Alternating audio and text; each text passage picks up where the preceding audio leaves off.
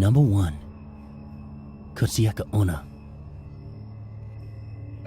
If you ever find yourself alone on a quiet, foggy street after dark in Japan, you should probably beeline for the nearest populated place, because you might just encounter Kotsiaka Onna.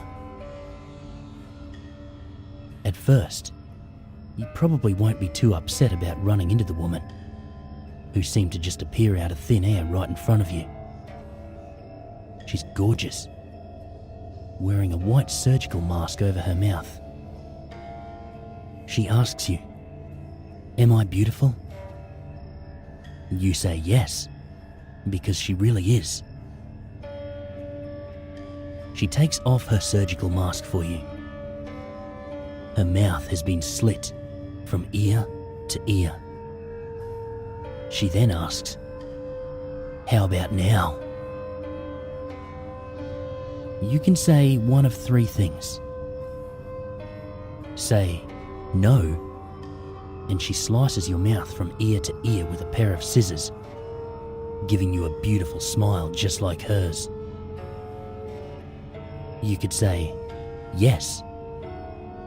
She allows you to leave, and you think you've gotten off the hook. But when you arrive home, she appears again, killing you in your own doorway. Number 3 is your best option. Tell her, maybe. This confuses her. You run. She's so confused that she doesn't chase you, and you might escape. Do you think you could be composed enough to trick her? Or would you fall victim to a scissor-wielding maniac?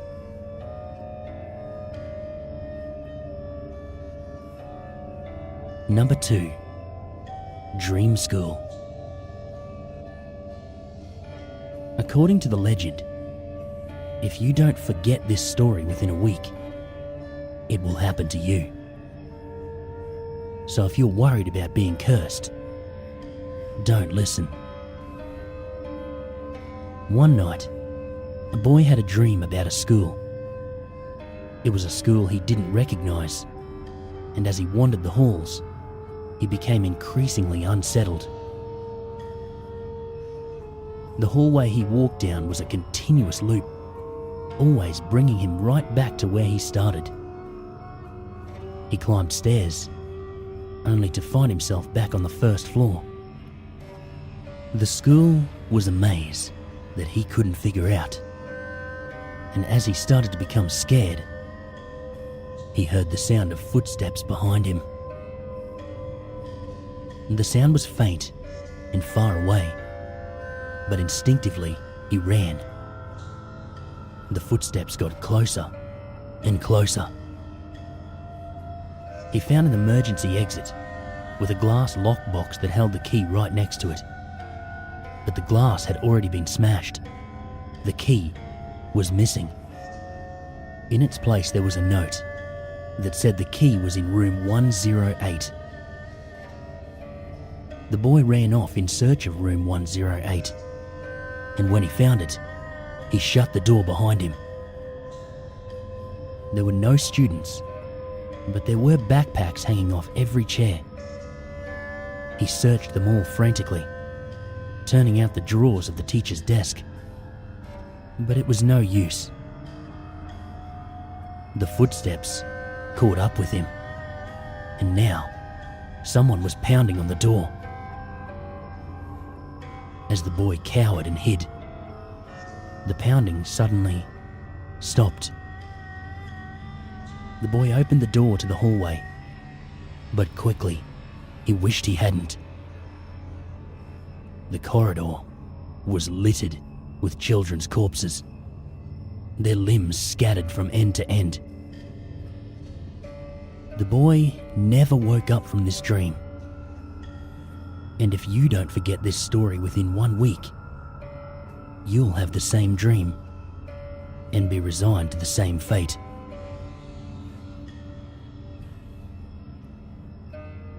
Number 3. The Girl from the Gap. You know that small gap between your dresser and the wall? Or between your bed and the floor? Don't look in there. Because if you see a pair of eyes staring back at you, you're in trouble. The first time you see the girl looking at you from a small gap, she'll ask you if you want to play hide and seek. You don't really have a choice. Even if you say no, you're still locked into her game.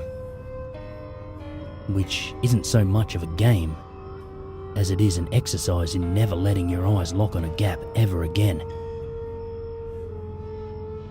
If you happen to see her a second time, she'll drag you down to hell.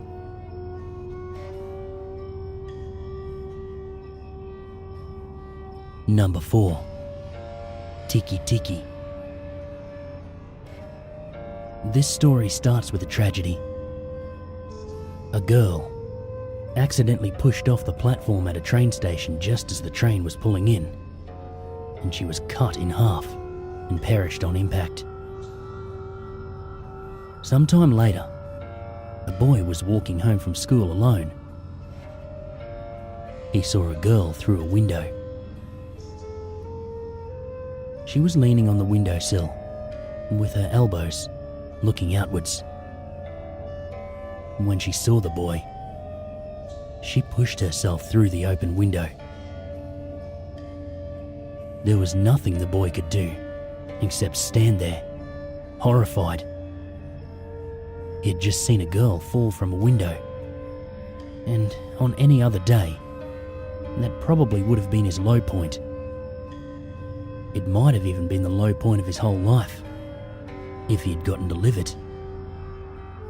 See, after the girl hit the ground, the boy realized something.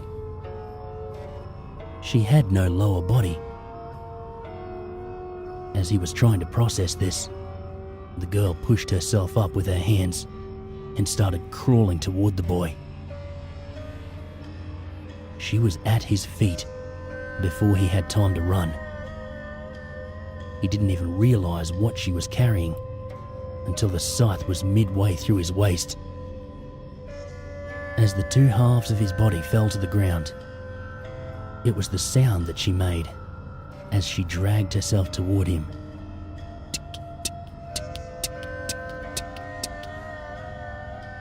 That was the last thing he heard.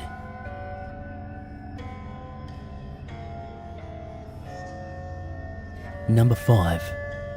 Akamanto.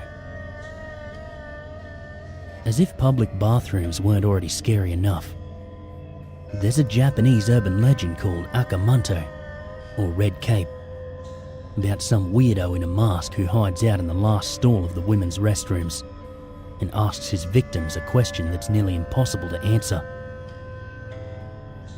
Get the question wrong, and you die a horrible death. If you get the answer right, you live. But you've still been playing 20 questions in a bathroom with a ghost. There's kinda no way to win with this guy. The legend goes like this. Red Cape was extremely handsome in real life, attracting the attention of every woman who saw him.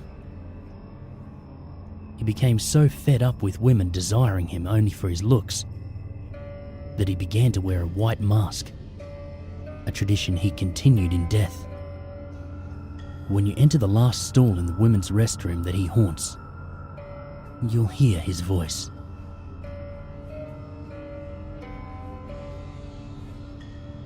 Number 6. Himura Mansion. If you believe this legend, there's a secluded, abandoned mansion just outside of Tokyo where a series of brutal slayings were carried out. The family who lived there would carry out a sick practice called the strangling ritual. They believed that there was a portal on their property that brought them bad karma from within the earth.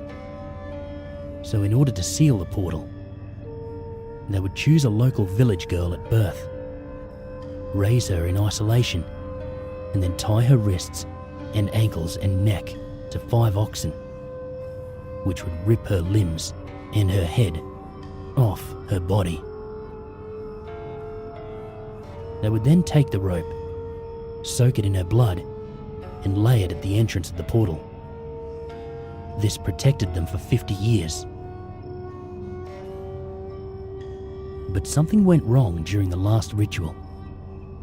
The woman, who was supposed to have been raised in isolation, had formed a bond with a man who tried to rescue her. Because of this, the ritual didn't work, and the patriarch slayed his entire family before falling on his own sword. Now, the mansion is said to be haunted by his family. Rumor has it the walls are splattered with blood, fresh blood. Blood of the unfortunate people who go looking for the mansion, looking for a thrill, not knowing that the ghosts of the family are still there, waiting for the next victim of the strangling ritual.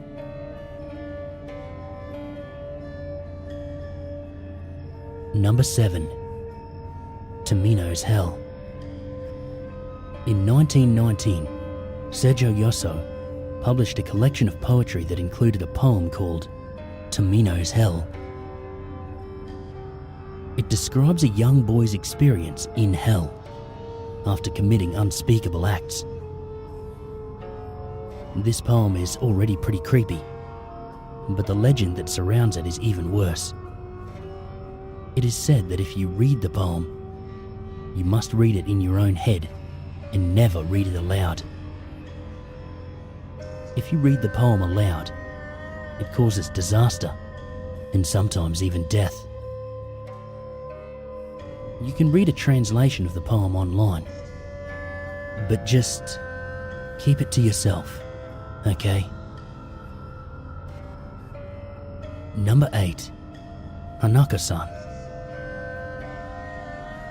Another terrifying story about a bathroom. What's the deal with you and toilets, Japan? In this tale, Hanako-san is the ghost of a young girl who haunts the girls' bathroom at Japanese public schools. And she can be found in the 3rd stall in the restroom on the 3rd floor. School children whisper instructions on how to conjure her. You have to knock on the door of her stall 3 times, call her name, and ask if she's there. At this point, local legends vary about what she does. Sometimes she pulls you into the toilet. Sometimes she just yells and frightens you. Her motive seems strictly to terrify young girls. At least she's not out to end lives, right?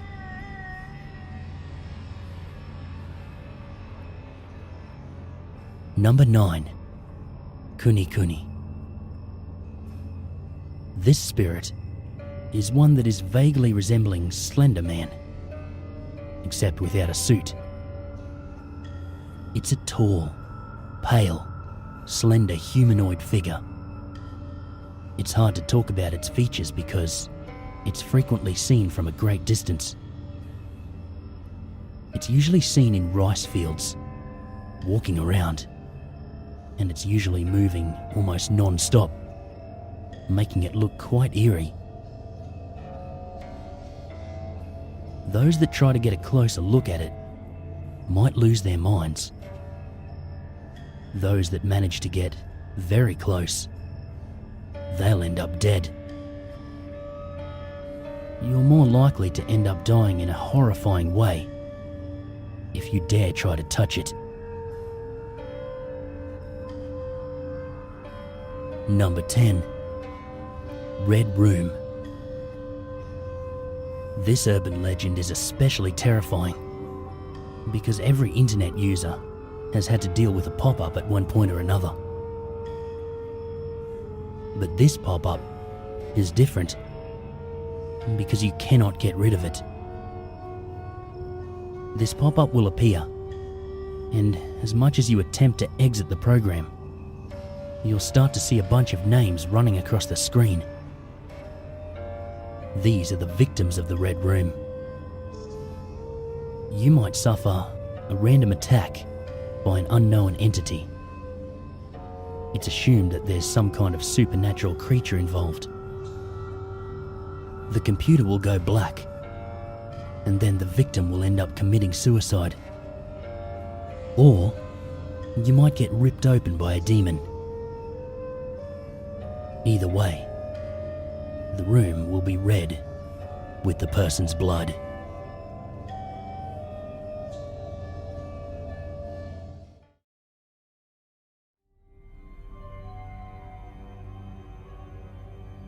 Most people who live in the suburbs probably have, or still do, take their safety for granted. The mentality of thinking, this'll never happen to me, or this only happens in other places, is extremely prevalent as people live under the guise that their lives and communities will never be affected by the horrific stories you hear on the news about murders and kidnappings and home invasions. I'll forever remember the night where I completely disconnected from this mindset and opened my eyes to how susceptible and unsuspecting we truly are in the comfort of our day-to-day lives. I was living in a quiet suburb, about an hour away from New York City, renting a 2-story house. Around 4 in the afternoon on this particular day, I received a knock at the door. It was my neighbour, Kimberly, who was referred to as Kim, and her 7-year-old son, Kyle. "Looks like there was a mix-up in the mail," Kim said, smiling as she gestured down toward Kyle. Smiling enthusiastically, Kyle held out a light brown package, about half the size of a shoebox. "Why, thank you very much, young man," I replied to the boy, as I took the package, whose label had my name and address written. I couldn't help but smile at Kyle, beaming so emphatically, who was clearly excited to have done such a good deed. "He insisted on bringing it over here himself when we realised it was yours," Kim said, while scooping up Kyle in her arms. After graciously thanking them, I watched Kim walk back to her house next door, smiling warmly as Kyle waved at me over his mum's shoulder. I was particularly excited about this package, which was a sophisticated digital recorder I ordered online that would be extremely useful for my job, a multimedia editor. I took my package to the den, where I spent some time trying to set it up and sync it to my laptop. The process was more exhaustive than I anticipated, but I got the recorder in working order. Since it was the beginning of summer, it wasn't uncommon for me to leave my windows and back doors open for fresh air. And the house I lived in had 2 glass sliding doors, one in the kitchen, another one in the den, which also happened to be 2 of the 3 rooms I spent the most time in when home, the other one being my office upstairs.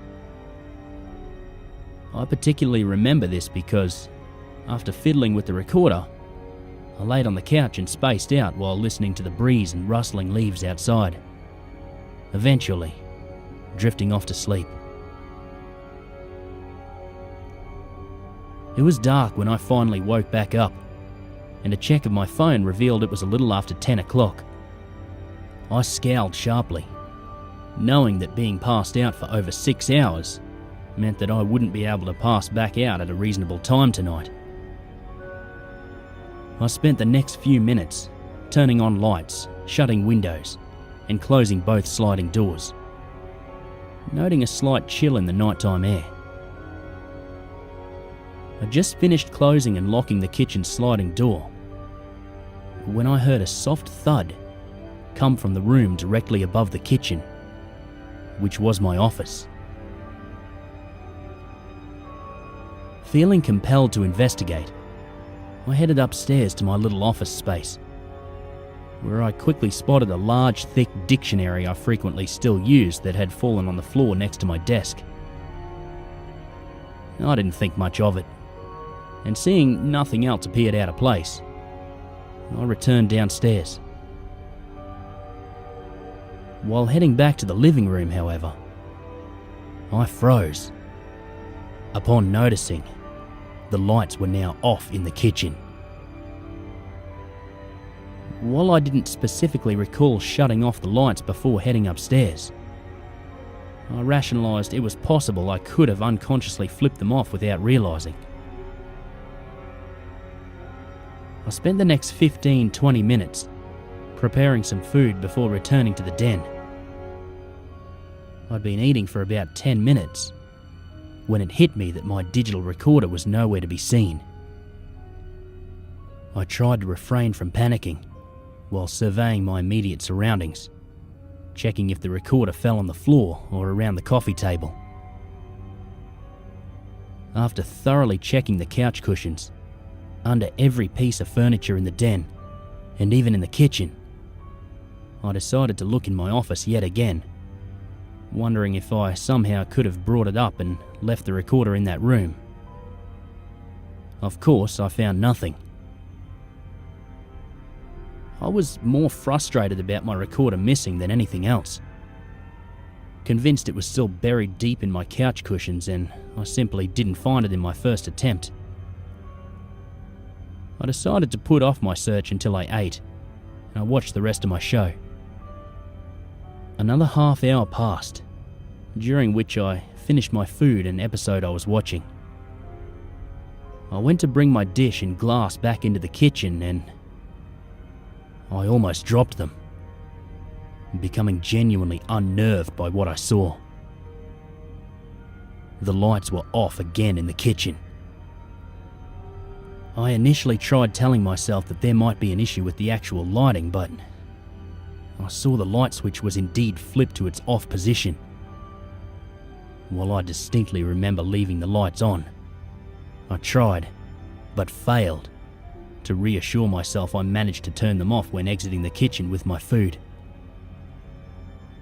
I stood silently for about a minute, listening for any sounds of movement that might indicate I wasn't alone in the house. Despite the looming feeling of being watched that befell me, I warily switched the lights back on and placed the dirty dishes in the sink before speedily returning to the den, and explicitly noting the kitchen lights were left on before exiting. Despite feeling so unsettled, I tried forcing myself to relax and watch another episode of my show. Soon as I grabbed the remote, however, my stomach sank, my heart began to pound frantically when the sounds of slow, deep, scratchy breathing filled the den. I shot up to my feet and anxiously scanned the room, trying to find the ominous noise's source. It took every ounce of willpower for me to not bolt out of that house. Despite my state of fear magnifying with each slow, raspy inhale and exhale that filled my ears. It initially sounded like the breathing came from all directions, until I caught a slight glimmer in the corner of my eye that drew my gaze toward the den's sliding door. My heart almost stopped upon realizing the door had been opened about halfway. The glimmer capturing my attention was the digital recorder, leaning against the screen door, which was emitting those ghastly breaths, filling the room. Gasping as I started to tremble, this was more than enough for me to take my leave. I wasted zero time beelining toward my front door, but took no more than a handful of steps in its direction. That's when I saw who was inside the house, trying to torment me with these maddening mind games. I can still clearly visualize the person, or whatever it was, as I typed this account. It was noticeably tall, its head merely inches from touching the ceiling as it stood in front of the house's main entranceway. It was hairless, completely nude, and had tight leathery skin, being whitish beige in colour, with a sickly light greyish tint. The figure's head was small and round, almost having somewhat of an onion shape, with two small, beady black eyes. The being's most disturbing feature was its unnaturally wide smile that spread from ear to ear, brandishing its large, jagged, yellowish white teeth, and seemed to cover almost 1/3 of its face. It contained a sly, menacing expression, looking like it lavished over the fear its antics bestowed on me, and clenched what looked like a knife or narrow-pointed piece of rusty metal in its hand. We exchanged glances for about 10 seconds before panic completely overtook my train of thought, prompting me to shriek as I scrambled out of my house through the den's sliding door. Racing across my backyard, I hopped the fence and desperately pounded on Kim's back door, screaming for help, for her to answer. I burst into Kim's house when she finally opened the door, tripping on her carpet and collapsing in a heap, screaming for her to call the police. While Kim made sure Kyle didn't see what was happening, it took her husband Barry a few minutes to calm me down and tell him that there was an intruder in my house. Although he volunteered to go over to check himself, I repeatedly pleaded for him to wait for the police. To my dismay, the house was empty when the cops arrived. The officers seemed to believe my story and concluded whoever I saw probably fled after I ran out of the house. I must have had the officers check every inch of my residence 4 or 5 times over before I finally felt safe enough to return. The cops figured the intruder simply entered my house through one of the sliding doors that were open while I was asleep, noting how easily I could have been killed. "That's why we tell people always lock your doors at night," one of the officers said before they departed, saying they'll file a report on the incident and reach out if there were any new developments or they had any follow-up questions. Although Kim and Barry both said I could spend the night at their house, I politely declined. I did have Barry go through my house room by room with me once more before completely convincing myself nobody else was in the house, and agreed to check in with them the next morning. After making sure everything was locked, I tried calming down with a few glasses of wine and soaking in a hot bath. I managed to drift off for a little bit, unsure what time it was when I woke back up, since my phone was charging downstairs. While still unnerved by the night's previous events, I felt more at ease and comfortable enough to turn in for the night. After drying myself off, I was about to exit the bathroom when a thunderous bang rang through my confines that caused the door I was less than a second from opening to jolt violently. I yelped and flinched back, pinning myself against the wall opposite to the doorway. A loud, deep scraping filled the bathroom, sounding like someone was dragging something sharp and metallic across the door. My heart sank, my stomach churned with a sharp queasiness when the scraping was followed by those same deep, scratchy breaths I heard on the digital recorder. My limbs trembling uncontrollably while I curled up into the fetal position. Who, or whatever this is, was still in my house? It somehow eluded the police and thorough redundant searches that were conducted over every square inch in my home. It was impossible to fathom that a wooden door was what separated this intruder from getting to me, while I was in such a vulnerable position and state of mind. My heart was beating and limbs were trembling uncontrollably, to the point where I fought to abstain from vomiting, all the while anticipating that the door would get broken down and that thing bursting into the bathroom. Those slow, deep breaths only went on for a few more minutes before abruptly ceasing. Since I didn't hear the intruder physically walk away, I remained nestled in the space between my toilet and bathtub, keeping my eyes locked on the bathroom door and too terrified to so much as utter a noise or move a muscle. I stayed this way for several hours, remembering when the sky started to lighten and the sun first shined its rays through the bathroom's tiny window. I refused to move from my spot until it was light enough where I could see under the crevice that nobody was standing in front of the doorway. Although this brought me some slight relief, I didn't venture out until I heard my cell phone start ringing downstairs. I armed myself with a small pair of scissors before slowly opening the door and peering out into the empty hallway. Nothing seemed out of place as I warily crept to my bedroom to get dressed. The alarm clock on my nightstand said it was a little after 11.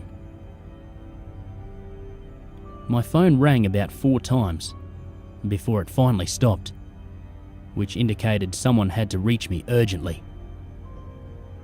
As I opened my closet to throw on a shirt, I dropped the hanger to the floor and bent down to pick it up, but wound up screaming and scrambled back into the closet.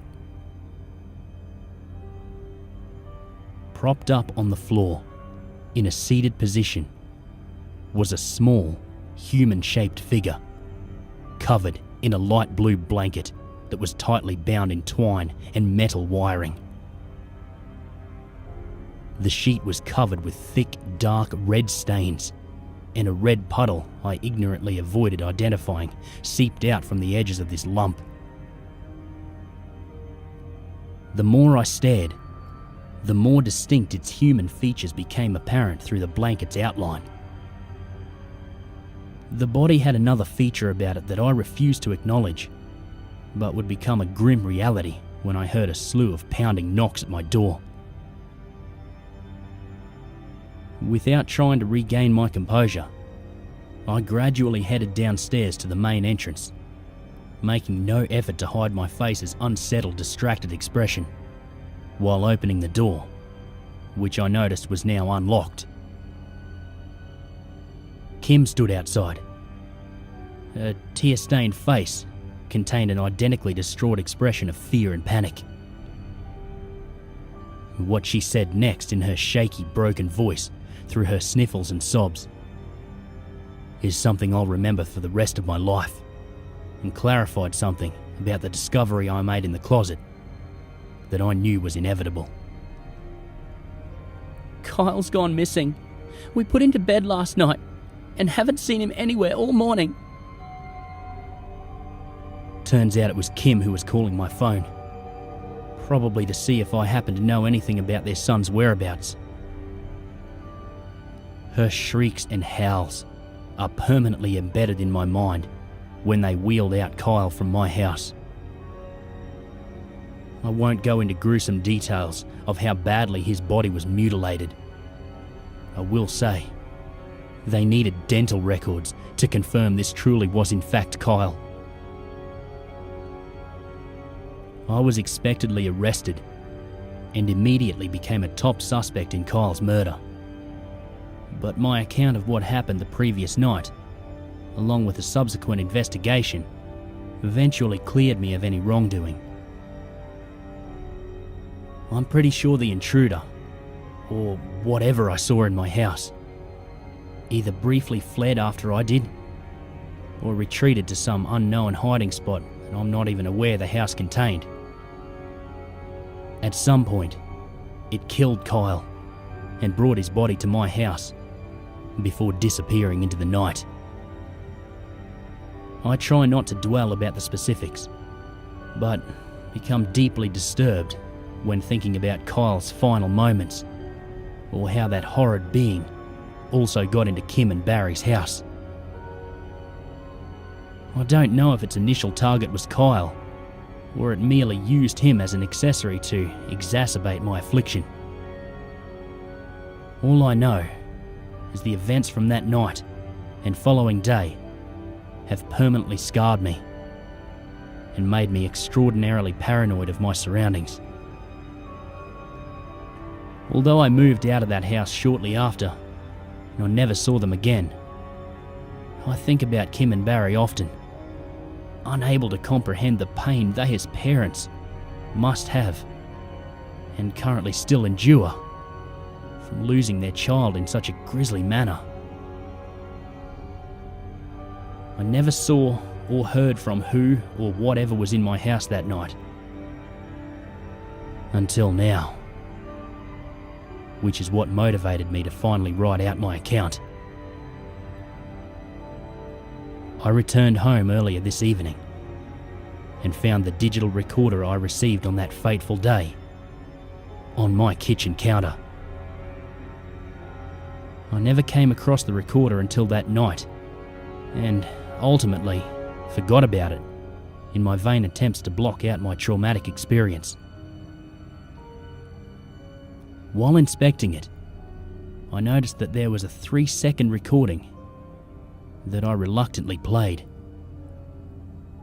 Most of it was thick static, along with a deep, scratchy voice, sounding like it came from the same thing or person who emitted those deep, heavy breaths. The voice said one word, whose context I haven't deciphered, but greatly dread what it could actually mean. Here.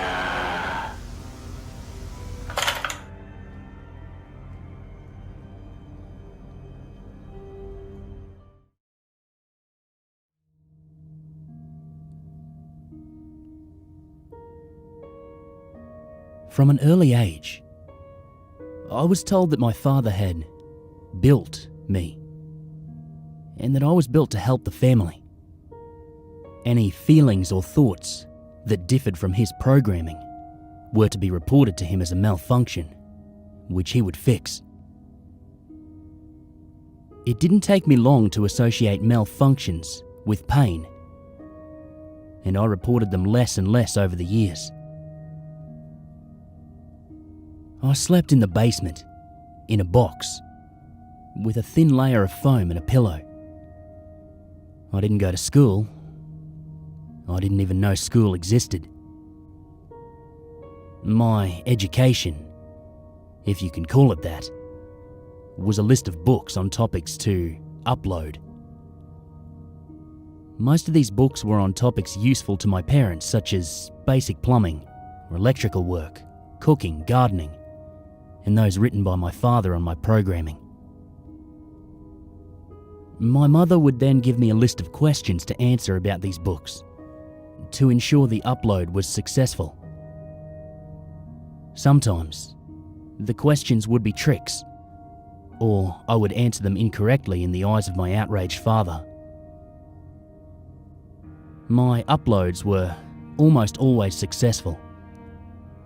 I had nothing but time, and the intense fear of corrupting my processes if I didn't properly concentrate. Writing this now, so many years later, it does sound ridiculous. But as a child, I was unexposed to the world. I only had my parents to guide me. Between uploads and maintenance, I had tasks that I had to complete. This included mowing the lawn, tending the garden, cooking meals, cleaning and fixing things such as lawnmowers, washing machines, dryers and fridges. There was no downtime. I always had broken things to fix. I later found out that my father would sell these once I'd fixed them. When I was 17 years old, I didn't know of birthdays or my age, but this is what the police have told me. My father had to stop work and decided it was time for me to earn some money. The thought scared me, but I obeyed orders, as I had been programmed to do. My father would send me to do cash jobs, mowing lawns and doing general yard work. He would usually wait in the car until I was done, or leave and come back if no one was home. During these times, he would put me on mute mode and said that he would know if I spoke with anyone.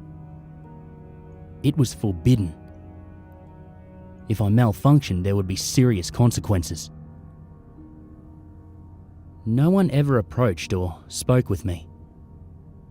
Even if they had arrived home before my father returned, they would make their way inside without a word. I discovered later that he had told his clients that I was deaf and mute and liked to be left alone to finish the job. It was simple. He would drop me off on a large property. I would do my job, and we would leave. One day, I was mowing a regular's house. No cars were in the driveway, so my father left me to do the job. Shortly after, a girl came out with a drink. She looked the same age as me, and for a moment, I considered that she may be an android too. "It's pretty hot outside. I thought you might want this," she said, handing me a black drink. "It's Pepsi. I hope that's okay." She smiled. I had no idea what Pepsi was. It was black, like the oil Mother made me drink, so I thought it should be okay. I still remember that first sip. It was the single greatest thing I had tasted. It didn't leave my mind feeling scrambled, like my mother's drink.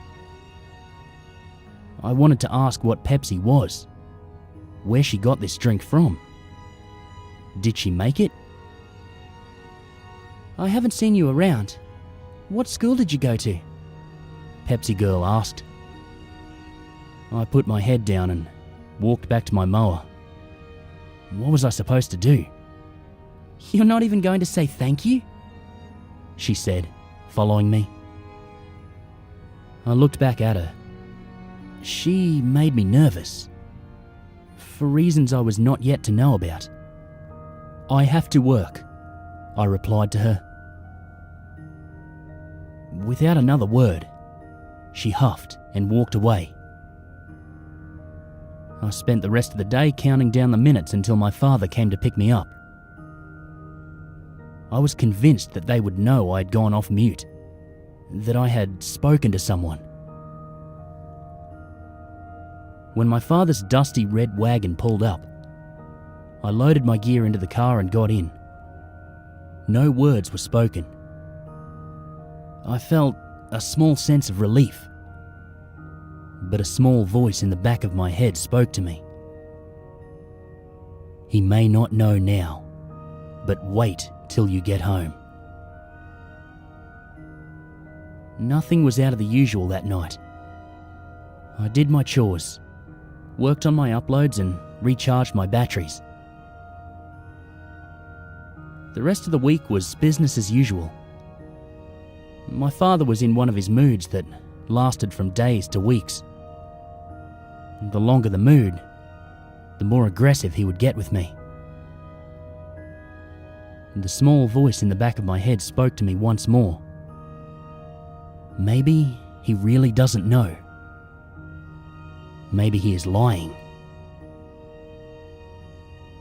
Once this seed had been planted, over the next few months, its roots took hold of me. The rare moments I was left alone, I did something I'd never done before. I watched TV. Though usually on mute and in short intervals, I started seeing images of the outside world, happy families, cartoons and animals. It was mesmerizing and terrifying at the same time. The day that changed my life, however, was the day I turned on the TV and caught a glimpse of iRobot. Real androids that had sown real doubts within me. Though I knew something was inherently wrong about my situation, I didn't know what to do. Eventually, I was sent back to Pepsi Girl's house and got to work. I was really hoping she would bring me some more, but didn't get my hopes up. I was almost done mowing the lawn when she pulled into the property. I watched her drive up to the house and get out. A part of me screamed to talk to her. I thought of the scenarios carefully. Number 1, I would find out the truth about myself. Number 2, she may tell my father and my malfunction would need to be fixed. Number 3, I might get Pepsi. I caught her at the door, almost out of breath from running, and she turned to look at me with a glare. Am I an android? Father says I'm an android. I blurted out. Android? She asked, raising her brows. I told her everything that I've told you, and about the movie I'd seen with real androids. She stood quietly. I guess she was trying to make sense of it all. I heard footsteps behind me and immediately lost all courage. My father said nothing and grabbed my arm, pulling me away. I looked back at her, still with the same perplexed look she wore when I first approached her. I had blown it. That night was the worst night of my life. The fixing my father did was worse than ever before. And now I knew I am something. I'm someone. The seams were splitting. My father no longer bothered with the usual half-assed facade that had become so apparent to me now. It was just straight punishment. Both my parents tried scaring me, telling me stories of police and the outside world. They were both furious, but also shaken. I wasn't allowed out of the basement after that. The days passed slowly and my parents' screaming matches were the only form of stimulation I had. I would put my ear to the door to try and hear what they were saying. One sentence drove fear into me that I didn't know I had. I'm gonna shut it down for good. I was that it. I heard someone coming down the steps, and I fled from the door.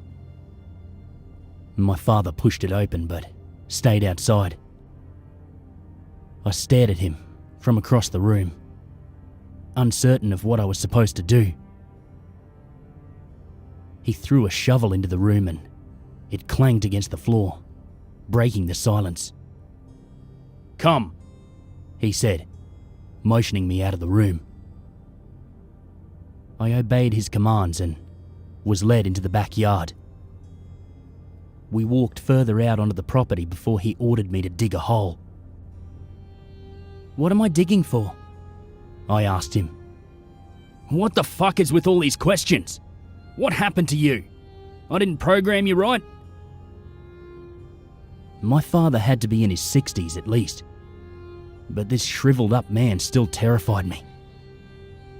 Are you going to shut me down? Yeah, that's right.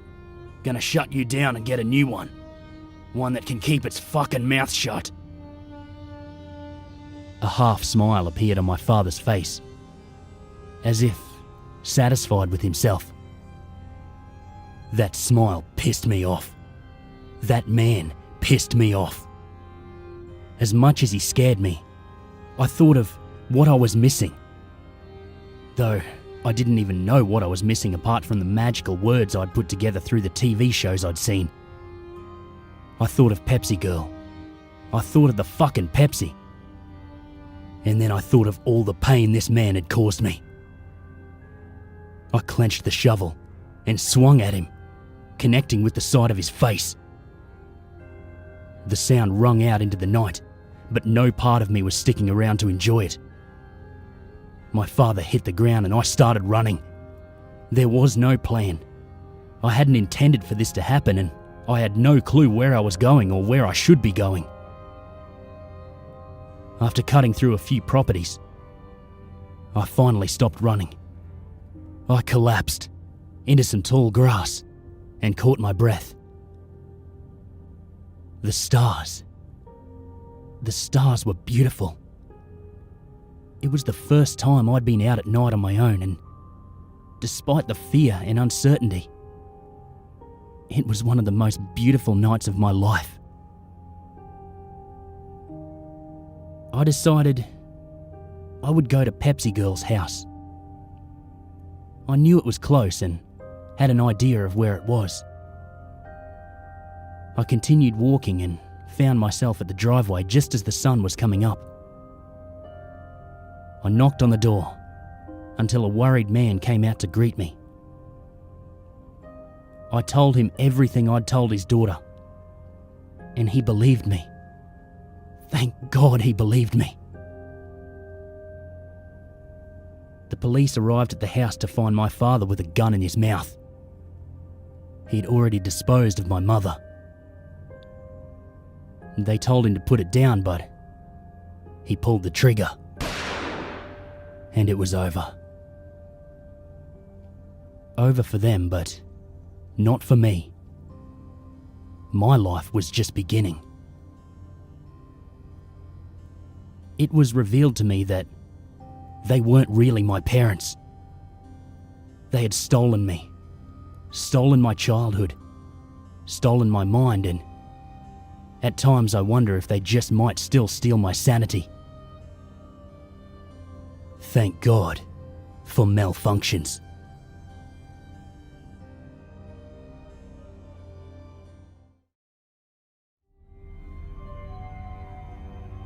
I shot upright out of bed when I awoke to a sharp knocking on my front door. At first, I figured I had just overslept, but then I realised that my wife was still asleep next to me, and it was pitch black outside.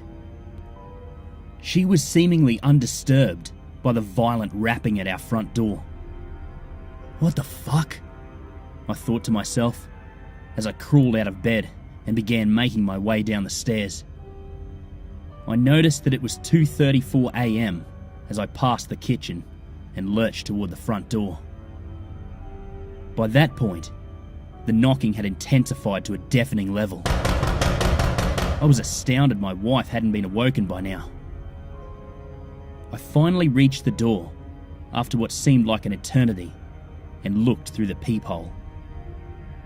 There was nothing there, but yet the hammering on the door continued, as if someone was trying to break it down. I began to panic at this point. I felt my stomach tighten into a sharp knot, and I heard my heart pounding through my chest. Not wasting any time, I ran to the closet and grabbed my son's baseball bat. I approached the door again, baseball bat in tow. Whatever was on the other side of that door was going to have a bad night. I grasped the handle of the door with one hand and flung it open, my makeshift weapon ready to flail in the other. I was greeted with a crisp, chilly fall breeze, and nothing else. There was no sign at all that anyone had just been trying to beat my front door down. Shit, I muttered to myself as the thought hit me. The door had been unlocked when I threw it open to assail my midnight knocker. How could I have been so careless? I thought. I shut the door, taking extra care to lock it. The pounding in my chest had begun to subside as I made my way back up the stairs toward my bedroom, still clenching the baseball bat. I finally slid under the covers, where my wife was still sleeping, seemingly undisturbed by what had just happened. When I awoke next, the bedroom was fully illuminated by the morning sun. I rubbed my eyes and smelled breakfast cooking as I came to. I made my way down the stairs and found my wife in the kitchen, diligently preparing breakfast, just like she does every morning. "Good morning, honey," she said, as I walked into the kitchen. "Good morning," I replied, before adding, "Did you hear what happened last night? That damn pounding at the door?" "No, I can't say I did. Who was it at that hour?" she asked me, looking confounded. No one," I said. "Oh, just tell me," she responded, sounding irritated. "That's what I mean, there was no one there. It was like they just vanished," I said, trailing off as I looked into the living room. "People don't just vanish, Robert. You've always had the wildest dreams," she said. Then I saw it. I saw crimson smears on the living room window. I gestured towards the window, and my wife let out a panicked yelp.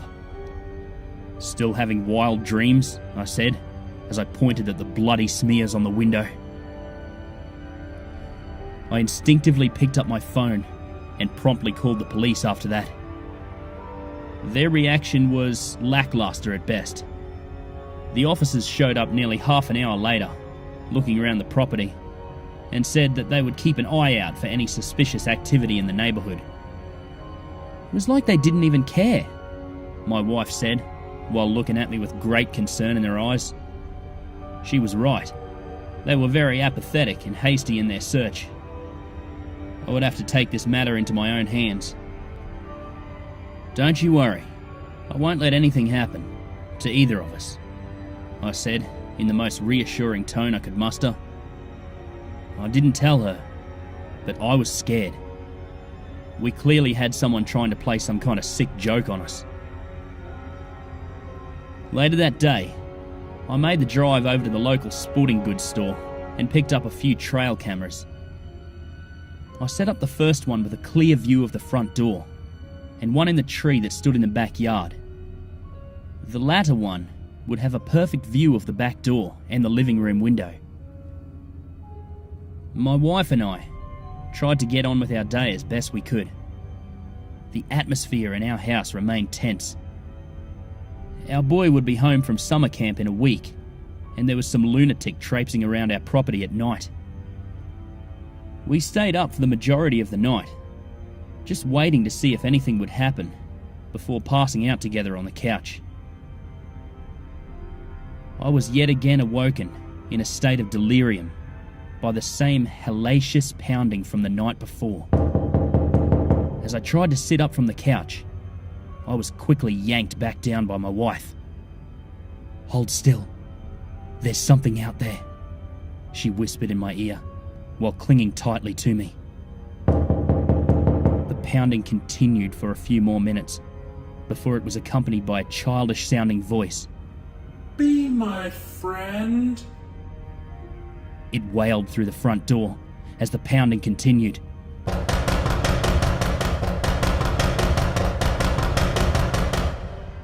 We laid on that couch for hours, frozen in fear at whatever was at the door. It may have sounded like a child, but we knew what was pounding on that door was not a child. Finally, the sun began to peek through the window, and the wails and pounding subsided. Eventually, we got up and armed ourselves as best we could before making our way out to the front door. The coast was clear. There was no evidence that anyone had been there at all, even though the front door should have been in splinters. The trail camera footage was both horrifying and baffling. The video from the front of the house was completely clear. There was no evidence that anyone had been at the front door the night before. The footage taken at the rear of the house was the most disturbing thing I'd ever seen. At exactly 2:34 a.m., a tall, lanky figure appeared on the screen and began lumbering towards the house.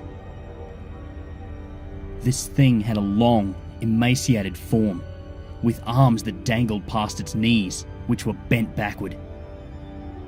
At the end of its hands, it had massive claws that scraped along the ground. Its face was that of a human child, the sole difference being its mouth. It was curled into a smile that seemed to warp around its entire face, vicious-looking teeth protruding from its demented-looking smile. Suddenly, I was jolted back into reality when I heard a sharp knock at the door. I grabbed the baseball bat that I'd previously armed myself with, despite knowing that it wouldn't do much good against that creature. The knocking didn't continue, however, so I crept towards the door and peered out the peephole. It was the police. I pulled the door open, still cautious. "Can I help you?" I asked. "I sure hope so. We're investigating the disappearance of your neighbours," he replied. My heart sank to the pit of my stomach at that moment. "What do you mean, disappearance?" I thought to myself. Finally pulling myself together, I said, "How can I help, officer?" "Well, for starters, can you tell me the last time that you saw your neighbours?" he asked while pulling out a notepad. "To be honest, I can't. It's been a while," I replied, feeling more worried by the second. If I looked any more nervous, he may have thought that I was a suspect. "Well, have you seen or heard anything suspicious going on in the area lately?" the officer asked. "Yes, we tried to report it before, and your department blew us off," I yelled at the officer. "Hold on," I added, running into my living room. I explained to my wife that we needed to show the officer the footage. She reluctantly agreed, and we showed the officer everything we had. He was, naturally, as bewildered as we were, but chalked it up to an elaborate prank played by some local kids. The officer did take the trail cam as evidence, though, citing the fact that the tricksters could know something about the case. My wife and I spent the rest of the day trying to barricade the house as best we could, and made arrangements for our son to go to his grandparents while we dealt with the situation here. It seemed that the creature only came around late at night, so we waited. Like clockwork, it came. 2:34 a.m, and the pounding started again. The wails followed. Come play with my friends, it cried, giddy with excitement. My wife looked at me, while clutching a large knife in her hands. "What the fuck does that even mean?" she whimpered, with tears welling up in her eyes. I don't know," I said sternly. "Nothing good, I'm sure." Then it hit me. We could never see it at the front door, but it had been spotted in the back of the house. I crawled over to the living room window, being as discreet as possible. I peered out and saw it. Oh, it was stacking bodies of the neighbour family in my backyard. Just then a cold chill hit me. It was staring right at me, waving a severed arm in its massive clawed hand. The pounding on the front door intensified to an ungodly level, and before I could blink again, it had made its way over to the window, rubbing the mangled arm against the glass, leaving bloody streaks on it. I have lots of friends. Come play with us, it squealed, in a shrill, deafening tone. My wife screamed and hurled the knife she was holding through the window, causing the creature to run back to its pile of friends. It began sobbing loudly and screamed in a low, guttural voice. Fine. If you won't be my friends, I'm sure James will. Before barreling off into the tree line. My wife collapsed as the creature left its passing message. James is our son.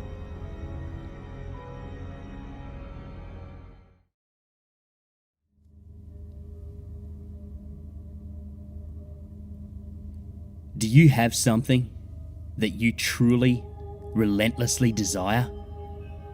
Despite your state of life, is there something else that you would go completely to the end of the world to get? Well, lucky for you, there's a way to achieve what you're looking for.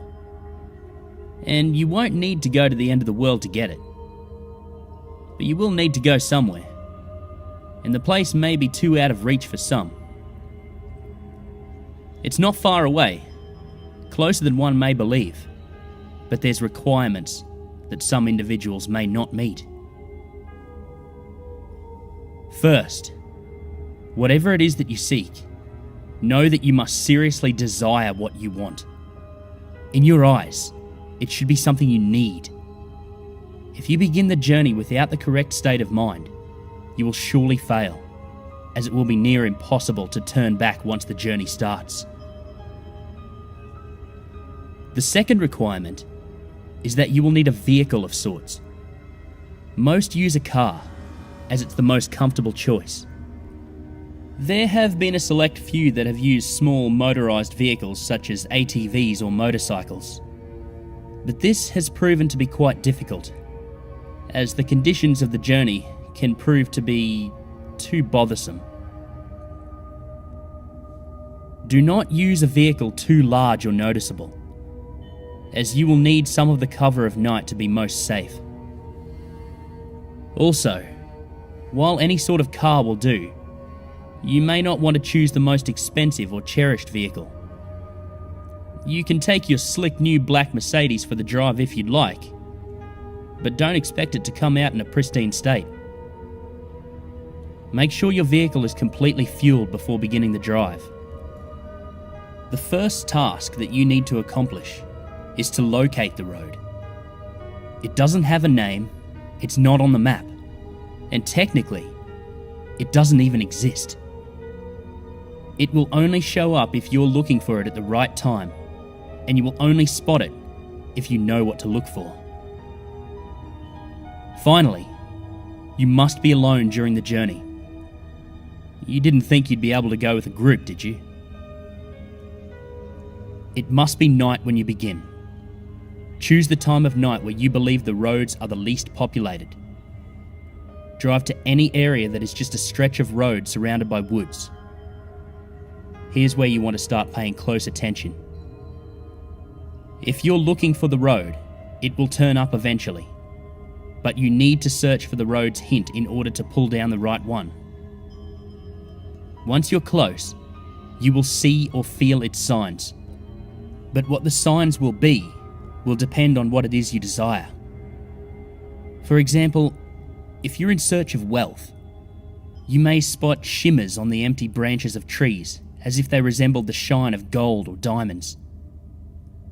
If you seek love, you may begin to see rose petals slowly dance in the light breeze, blowing in the road's direction. If you seek revenge, you might sense an ever-growing feeling of heat or anger in your body as you approach. Just know what it is you really want, and you'll have no problem finding the turn. Once you're sure you've found the revealed road, take a deep breath and turn down onto it. At this point, you have officially started down the nameless road, which brings you through 11 miles, leading to whatever it is you seek. Each mile will test your desire and will expose if you really do want what you're searching for. Before you go any further, stop the car and be wary of a few advisements. Do not turn on a radio during the drive. Do not use a phone during the drive. Reception would be cut off anyway. Do not open the windows during the drive. Make sure they are closed before you continue. If you are riding a vehicle without windows or a top, then prepare for the worst, as the odds are heavily against you. Do not attempt to leave your vehicle at any time. You'll never want to exceed 30 miles per hour, unless you're desperate to make it through a section of the road. And most importantly, as with any drive, buckle up. Feel free to prepare and make sure you're ready. Once the road has been entered, time has stopped, so you don't need to worry about losing the night. Though you may not notice, you're not actually in your own world anymore. Take one last moment to realize that once the first mile is over, there is no turning back. If you ponder turning back at all, know that you shouldn't even be on the journey in the first place. Once all is done, continue on the road. On the first mile, you won't see much change. The road passes through mostly woods, with a few miles being an exception. The air will turn a bit colder, in which you should turn on your heating system if the vehicle has one. You won't want to take your eyes off the road later. Take some time to calm any uneasiness by admiring some of the night sky. You'll see it completely lined with stars, more than you would ever believe possible. If the weather was cloudy beforehand, you'll also notice that the sky is now clear. On the second mile, the air will become even colder. This is primarily the reason why travelling in an open vehicle is very difficult. With each mile, the air will drop in temperature, even if the season should be warm. If the air is too cold to bear, even with the heat on, your only option is to speed up. With each mile, the road also becomes more complex, taking more turns and showing an increasing amount of road hazards. Be sure to always keep focused on the road in front of you, in order to avoid as many bumps or obstacles as possible. Hitting a few rocks and potholes won't dampen your progress too much, but you'll want to keep in the best condition for as long as possible. If your vehicle is forced to a stop because of damage, then there's nothing left you can do, but eventually freeze to death. On the third mile, you may begin to spot silhouettes of human figures in the lining trees. Pay no attention to them, even if they seem to get closer. It will be hard to resist peeking at their unnerving, distant appearance, but know that they will reveal themselves later. At this mile, the road will become dirt if you weren't driving on it in the beginning. Keep to the center of the path, as it will become narrow and wide at random intervals. On a quick side note, should you ever attempt to turn around, despite the previous warnings, you'll be left on a path which never ends. You would simply run out of fuel eventually, and be left to freeze in the cold conditions. On the fourth mile, you will not only see more of the figures, but you will begin to, in a sense, hear them. In the back of your mind, a very faint, unintelligible whisper will echo. These will come and go, but you can't stop them. If they become bothersome or distracting, try and tune them out by thinking of what it is you desire. Attempting to listen and determine what the voices are saying will only attract them to you, and you want to be as far away from them as you can. They'll be closer later, so there's no use bringing them near you this early. On the fifth mile, you'll come to a clearing. The lining of trees to your left will disappear to reveal a lake with no end, with a beaming great moon over the water. The illumination from the moon will be so spectacular that the vehicle's headlights will no longer be required. Restrain yourself from gazing at it. If you look at its light for even more than a few seconds, the road in front of you will end, throwing your vehicle into the water, in which you will freeze in mere minutes. The voices will be gone for this mile, but don't rejoice yet. They'll be back. On the 6th mile, take into account that you are more than halfway done. Despite the progress, you may lose hope here. The stars will have disappeared at this point, leaving the sky an empty black abyss. The clearing will have ended, leading you back into the woods. The only light you will have will be provided by your vehicle's headlights, but they will flicker from time to time, even if you're sure they're in perfect working order. If you have a radio in the vehicle, it will turn on here automatically. If you didn't turn it off beforehand, it will produce an overwhelming screech that will send you off the path. A calm voice will then begin to speak about your greatest fears, what it is you are horrified of in your life. It will then speak in a way that will cause you to visualize the words in your mind, so don't listen to it. If you begin to comprehend what it's saying, the horrors will prove too much for you to stay on the road safely.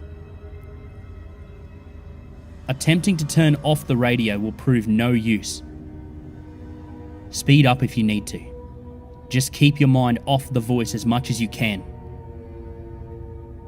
As you approach the end of the mile, the voice will fade out of the speakers, leaving your ears at peace. For now. On the 7th mile, the voices from the figures will return. It won't sound like a whisper this time, but more like distant screams, growing closer with each second. At some point on this mile, you'll hear one of them in your ear, as if one of them were right behind you. This is because one of the figures have found their way into your vehicle. Do not turn around. Their faces will shock you to a paralysis, leading you off the road. If you don't draw attention to it, it will become uninterested and hopefully leave. These beings are said to be ones who have travelled down this road before, but were not successful. They live the remainder of their existence suffering in the darkness, with their only goal being to bring other travellers down with them. It has been said from experience that these beings can't physically harm you, so as long as they don't cause you to wreck, you should be fine. On the 8th mile, slow down if you're going too fast. The road here takes very sharp turns, which, if overshot, will throw the vehicle into a pit through the trees. The cold is near fatal here. If you were to have a glass or a bottle of liquid in your vehicle, it would be solid in seconds. The heating system will have become completely obsolete. Your headlights will flicker more, sometimes shutting off for a few seconds. You should brake if this happens, but do not completely stop. The figures will be following you at this point, and should you stop for too long, they will surround and trap your vehicle. More of their screams can be heard from outside your doors, sometimes even sounding of maniacal laughter. Their hands will claw at your windows, desperate to reach in and feel something living. Do not look at them. They won't block your windshield, and the last thing you want to happen is to crash and be trapped with them. If you don't make it from here, pray that it's the freezing that ends you. On the 9th mile, your vehicle will stall. The headlights will shut off, as will all other systems inside. There's nothing you can do to prevent this. What you will need to do is close your eyes and immediately attempt to restart the vehicle. Keep your eyes closed, as the figures would have surely surrounded you at this point. The starting of the vehicle will frighten them, and they will all back away temporarily. This will give you a chance to start moving forward again. If you begin to hear the windows crack from their struggle, don't lose focus. The beings can alter the vehicle, but remember that they still do not have the strength to physically affect you. you will hear nothing but their voices rampage in your mind, as there could be anywhere between a dozen or 100 after you now. Once you start the vehicle, floor it. Floor it so long as you can stay on the path. When the mile is done, the beings will retreat. On the 10th mile, the voices of the beings will stop. If you were to look in your rearview mirror, do not actually do this. You would see them following you, but not as if they were chasing. They're watching you, as if they were seeing you off. As you go down the 10th mile, the road will be smoother, as if you were back on the first mile. The figures will be lining the sides of the path ahead of you. They won't be after you, but they will watch as you pass. Some have theorized that the beings are impressed here, that you have come a long way on the journey to what you desire. This is false. They are not impressed, but they are happy.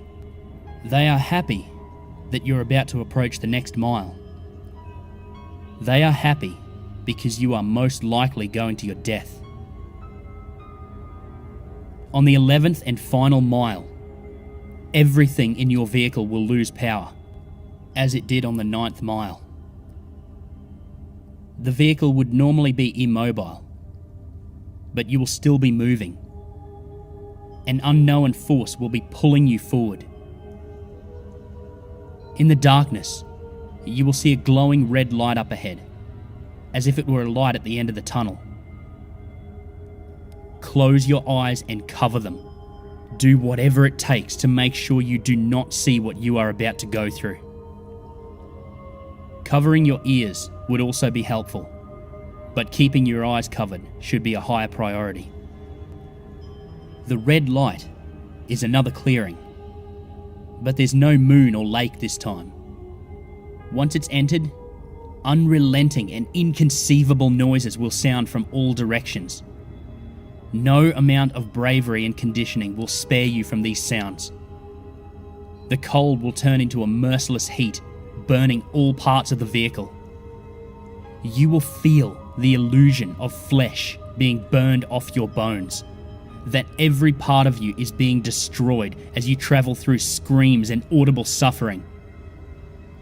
As long as you keep your eyes closed and resist the urge to see where you are, you will survive through the suffering. This will last a total of 31 seconds, but many fail to keep their vision closed during that time and are left to the worst fate of the road. Where is this mile located? Those who have survived do not know. Some have named it the transmission from hell, but whether it's part of hell is debatable. After the final mile, power will return. Stop the vehicle. Take a moment to possibly regain some of your sanity. Let the screaming in your ears begin to fade, and know that you have nearly completed your journey, with the hardest task overcome. Breathe, and begin to drive forward once again. After only a kilometre, your vehicle will arrive at a dead end. Stop here, and don't attempt to move again. Nothing will happen right at this second, but do not be disappointed. Relax and close your eyes.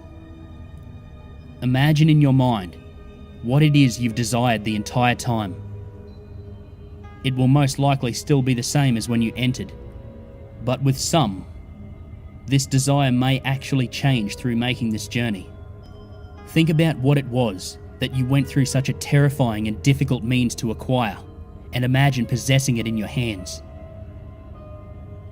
Once you have completely visualized this, slowly open your eyes. You will then find yourself at the beginning of the unnamed road, where you first began. This may confuse you, but know that you are finished. Your task is done. Your mind will then turn to your reward. If what you desired was material, Check in the back seat or in the trunk if the object is larger. If the object was small enough, it might already be in your pocket. If what you desired was non-material, then do not be disappointed if the change is not immediate. Turn back to where you came from, and you will find in your life that what you wanted is there. You may have found the love of your dreams. You may have gained unnatural, unimaginable power. You may have put your most hated enemy to the most satisfying revenge possible. You will have no doubt gained what you deserved. So now that the task is done, what's the catch? Is your vehicle cursed? Is there something you're about to lose? Is your death imminent? The answer to all is no. Of course. You've done the challenge. You've proven worthy of what you desire. As stated before, the sounds of the 11th mile will continue to exist in your mind, potentially causing you some vivid and unusual nightmares. But these should prove as nothing compared to what you've gained. Now, one last question. Is there something else you desire? Are you not yet satisfied? After all, you're left right back where you started. The road's right in front of you. So, are you up for another drive?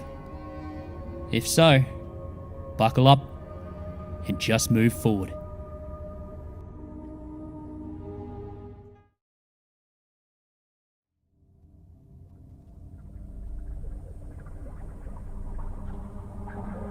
The old house drug itself across the ocean floor.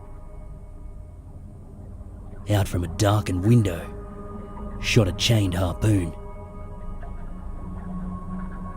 Sailing through the depths, it hooked into a distant rock and pulled the house forward.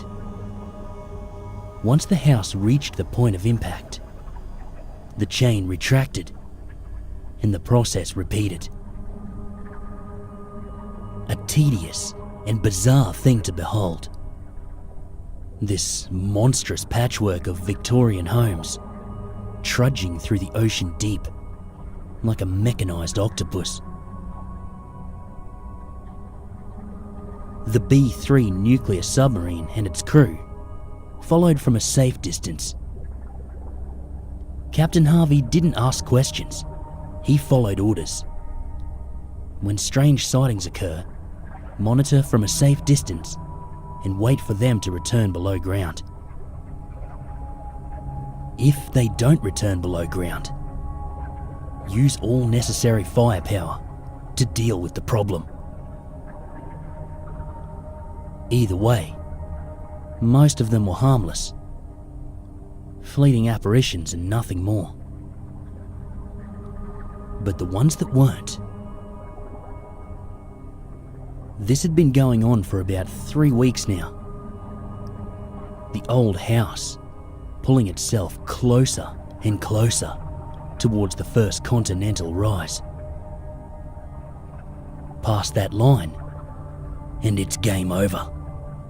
Get the firepower ready, said Captain Harvey, hunched over in the claustrophobic sonar room, eyes on the radar blip.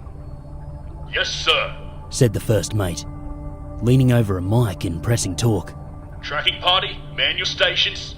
He said, Forward room.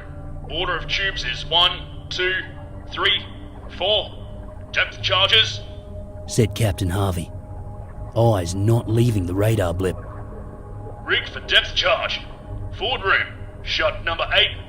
Ballist by hand. Captain Harvey sat back down in his chair, eyes closed. He took a slow, deep breath. The target was about to cross the line. Judging by the external infrared cameras, it was one harpoon chain away from forced engagement. This was always the worst case scenario. Sometimes, you simply took out the target, and that was that. Sometimes, the target fought back. There weren't any stories of that scenario, because there weren't any survivors, Ready on your orders, sir. said the first mate. The captain nodded, hands steepled as he hunched over the radar. He looked up at the camera screen. The old house sat still in the water, the long chain retracting back into a second-story window. This was it. One more move, and it was on. The chain slithered back into the dark. A long silence followed, the whole crew waiting, ready to engage at once. Sir? The captain shot him a look. The old house wasn't over the line. It could still turn back. The chain shot out from the window and sailed through the dark. Captain Harvey opened his mouth to speak, but only water came out. Salty, ice-cold water. He vomited onto the control pad. Engage. His voice strained as more water lurched out. The first mate's eyes filled with dread as he watched. Engage. He snapped. The first mate turned back to his mic. Ready one. Fire one. Check fire. He glanced over at the captain, still vomiting. Ready two. Fire two. Check fire. Nothing. The crew was silent. The first mate looked back over his shoulder, down the narrow hallway, past the mess hall. He saw something terrible. A crew member stood pinned straight in the middle of the hallway, eyes wide, mouth clenched shut, frozen, as though constrained by an invisible straitjacket. The first mate cursed under his breath and turned back to the captain. Captain Harvey wiped his mouth and cleared his throat, finally done vomiting. Sir, the crew, said the first mate. The captain looked into his eyes and opened his mouth to speak. He stopped, looked around the room, his face filled with realization. And then he laughed. He laughed louder and louder, hands slapping against his knees, head thrown back. The first mate looked around, wondering what the captain realized.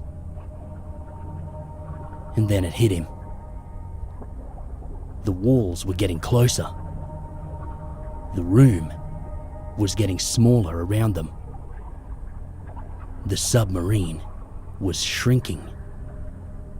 The submarine was shrinking. Titanium walls pulling closer and closer, while they remained the same. He turned back to the radar. The old house was gone.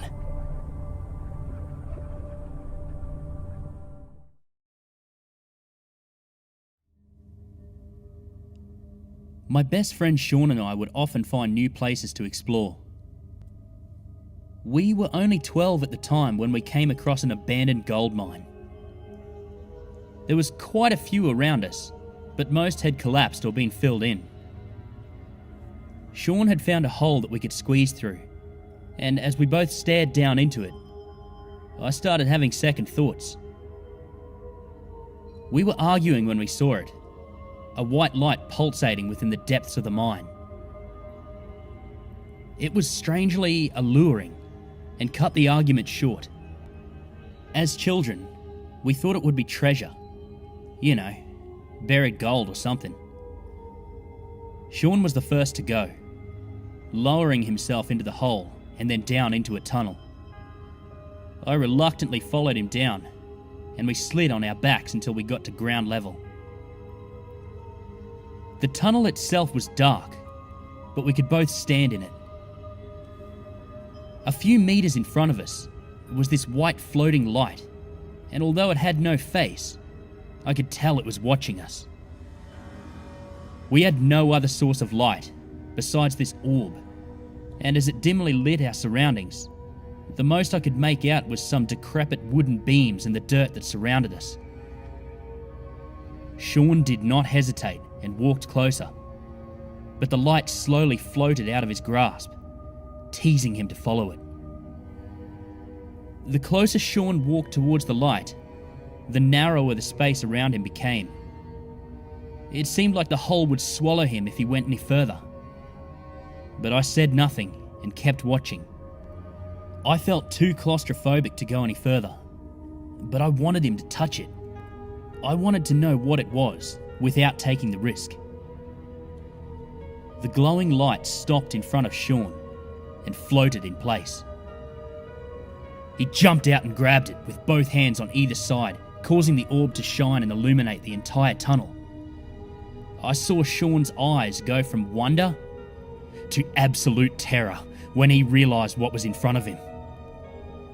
A gaunt man, perched on all four of his elongated limbs, was staring at us with big white eyes. The orb was sprouting from a flesh-like tentacle that seemed to be attached to his back. Sean staggered away in horror, and the man let out the most blood-curdling scream I'd ever heard. It sounded like hundreds of people screaming seconds apart from each other. The look in his eyes was that of a predator saying, "I got you." But what came next was much worse. I watched saliva flow out of his mouth as it opened to form a wide grin full of spine-like teeth. At this point, my whole body tells me it's time to go, and I turn to the exit. The second I turn away, the light cuts out, and I go into panic mode. I frantically clawed my way back up the way we had come when I heard Sean scream as it attacked him. I remember almost getting to the top and then falling back down to the bottom again. I remember you grabbing my foot, Sean, as a claw-like hand latched around your shoulder. It scratched me in the process of getting to you. I remember you begging me to help you, and I also remember kicking you back down into the darkness. You stopped screaming by the time I got to the top, but I still hear you in my dreams. I'm sorry, Sean. I never told anyone what happened to you, not even your parents. I feared this monster, what our parents would say, and most importantly, I was scared that they would find out that I let you die. I hid the scratch from my parents. It got so infected that it took a month to heal. Even to this day, the scar is so big that every time I put my shoes on, I think of you. Now in my 30s, I don't fear the monster that never came for me, nor am I worried my parents might punish me. The one thing that haunts me is that every time I put my shoes on, I see the image of my foot in your face, kicking you back down there to die. I hear your screams fall to a whimper as the sounds of your flesh and bones being ripped apart drowns out your last call for help. I'm confessing all of this in the hopes that someone will remember your story. I'm coming back down for you tonight, Sean, whether I live or die.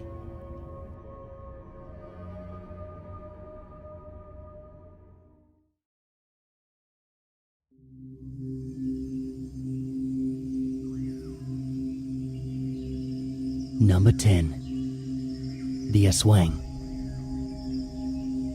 The Aswang is probably the most common of Filipino monsters, since there are so many different kinds. In general, they are shapeshifters. They're human by day, and then at night, they turn into a dog, a pig, a bat, cat, snake, take your pick. The type of animal depends on the regional law. They break into funeral homes and steal recent corpses. They are also known to enter homes at night, to drink human blood, and can turn other people into aswang by tricking the human to bite them in return. The aswang are especially hungry for human fetus. So, some of the more superstitious stories include neighbourhood patrols set up in front of the home of a pregnant woman to protect her from wandering stray animals, in case they happen to be aswang in disguise.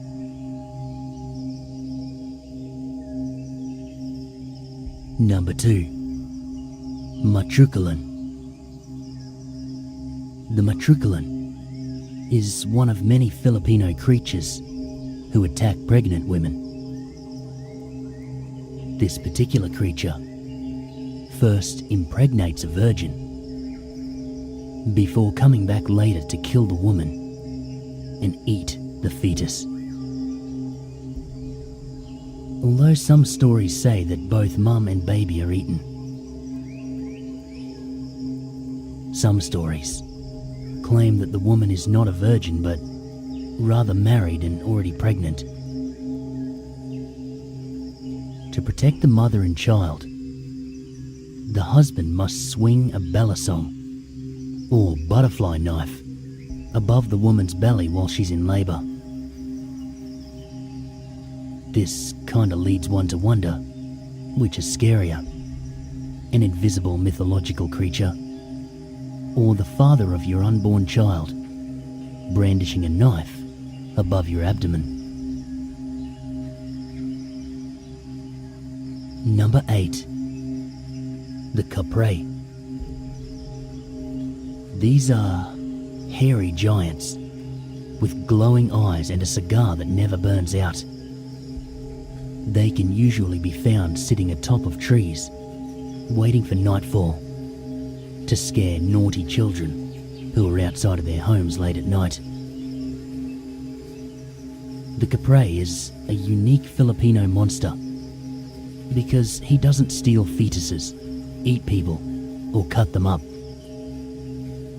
The Kapre simply enjoys scaring children, and I suppose laughing at them for being scared. Some stories claim they are actually very friendly beings who can grant wishes if you find their magical white stone.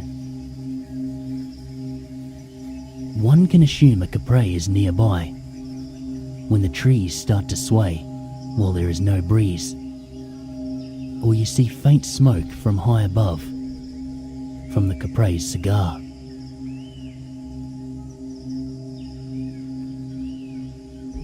Number 7. Duende. These ones are tiny human-like creatures that live underground. There are two main types of duende. The duende putti, who are supposedly kind creatures who bring about good luck, or the duende itim, who are mean folk who like to play pranks on humans. They generally keep to themselves and only interact with humans when their homes are disturbed. For example, a kindly farmer who takes care of his plot may be rewarded by the duende putti with a greater abundance of crops than usual. However, someone who kicks an anthill on or near the home of a duende itim will be punished with a myriad of ailments from twisted mouth to swollen testicles. The best way to avoid duende of any kind is to say "Tubby tubby po" out loud before entering what might be their space.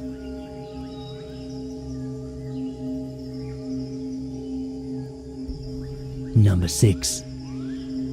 The Tiyanak. The Tiyanak is similar to the Greek mythological siren in that it lures its prey with its voice. a person hears a baby cry from deep within the woods and then follows the sound to rescue the baby. Some stories say that the person wanders aimlessly in search for the baby and becomes hopelessly lost. Other stories claim that the person eventually finds a baby in the middle of the woods. When it's picked up, the baby then shapeshifts into a monster with large, sharp teeth. It then eats the person and transforms back to a baby to await its next victim. With either version, the story inevitably ends with, "And he was never found again."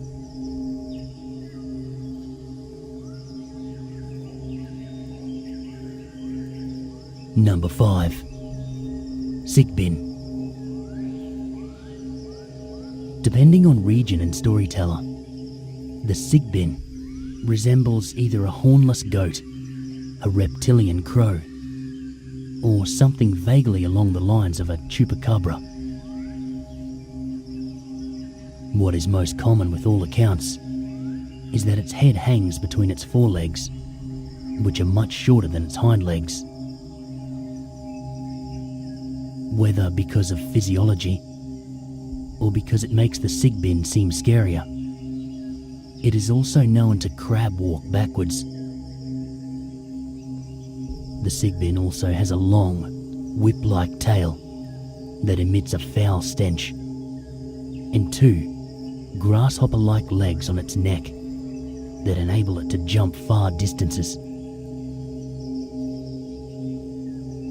They wander around at night in search of children to devour, but they keep their hearts to make amulets. Most stories and sightings originate from the Cebu region. However, although it is some distance away, in 2005, scientists in Borneo discovered a cat-fox-like carnivore with hind legs longer than forelegs, giving it an awkward gait and physical appearance that somewhat fits many of the descriptions of the sick bin. No conclusive evidence has been found yet to link the two together.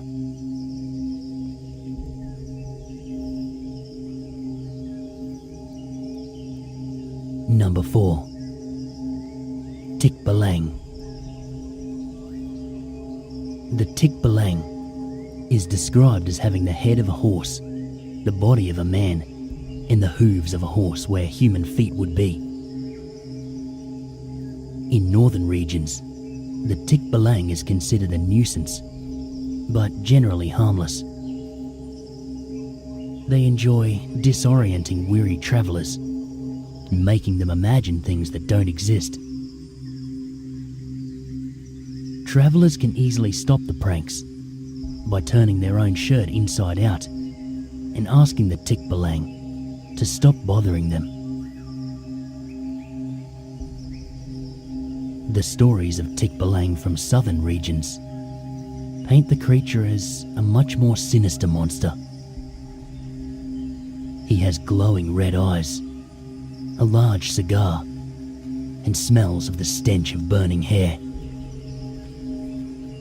When angered, and he angers easily, the Tikbalang will stomp you to death. To tame the beast, the person must pluck one of 3 unusually long hairs found in its mane. After that, the Tikbalang is your slave. Folklore states that when the sun shines through the clouds while it is raining, a pair of Tikbalang are getting married.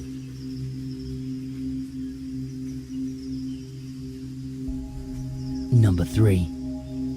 Kumakatok. In the middle of the night, a knock will sound at the door. Outside are 3 hooded figures. One, a pretty young woman, and the other 2, elderly men.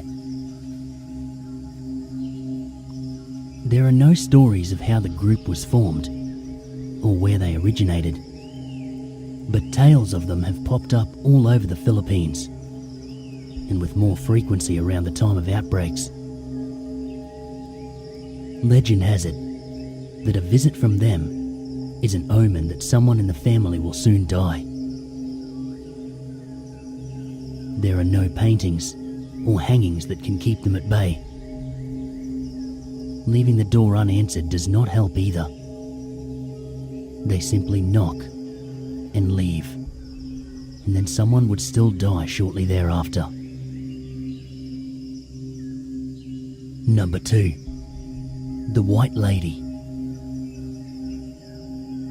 The White Lady is a specific kind of multo or ghost. Most multo tend to be family members who have come back to certain relatives to take care of unfinished business. But the White Lady is unique in that she doesn't appear to only her relatives or even to specific people she knew when alive. Many sightings have reported her in empty buildings, near forests, and on cliffs. However, she is most commonly reported seen along Bullet Drive in Quezon City. She was a young lady who was raped and killed by 2 Japanese soldiers during World War II.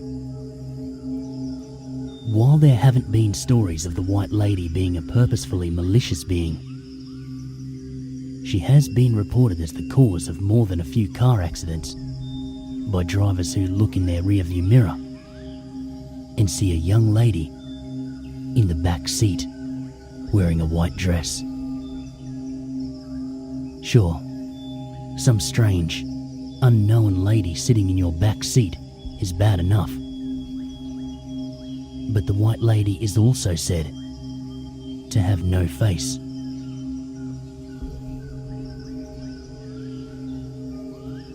Number 1. The Tick-Tick. The Tick-Tick is sometimes considered to be a special breed of the Aswangs. They are referred to as Tick-Tick because of the sound it makes while in flight. To confuse its victims, the tick-tick sounds become fainter as it nears you. These creatures generally take on the form of a beautiful woman with large, leathery bat wings. The lower half of her body takes root to the ground, while the upper part detaches as she flies in search of food. The tick-tick has a taste for human blood and a particular craving for the hearts of human fetuses, which it retrieves with its long tongue. Like the Western culture's vampire, the tick-tick hates garlic and salt. So hanging garlic or placing a bowl of salt near the window is the best way to keep them away. To kill a tick-tick, one must find the lower body and spread salt or ashes on the open wound. That prevents the 2 halves from joining and transforming back to human form when daylight breaks.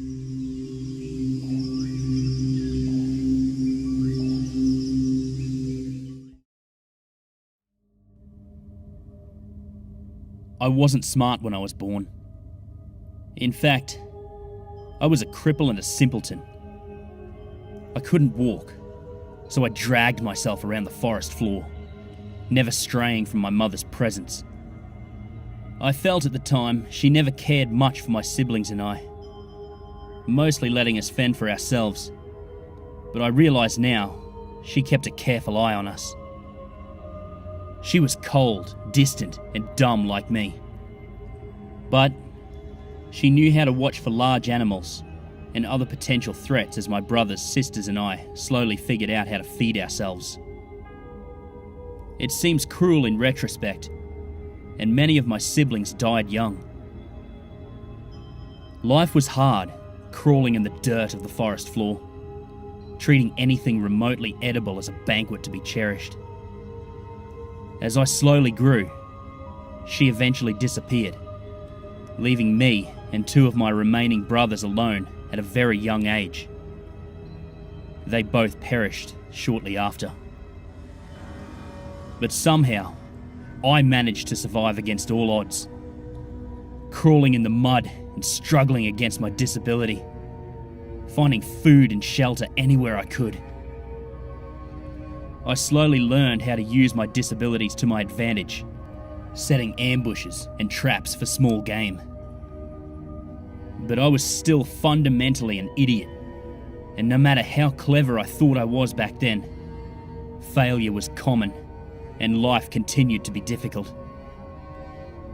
Surviving in the jungle, while mentally disabled and handicapped, was mostly a factor of sheer luck.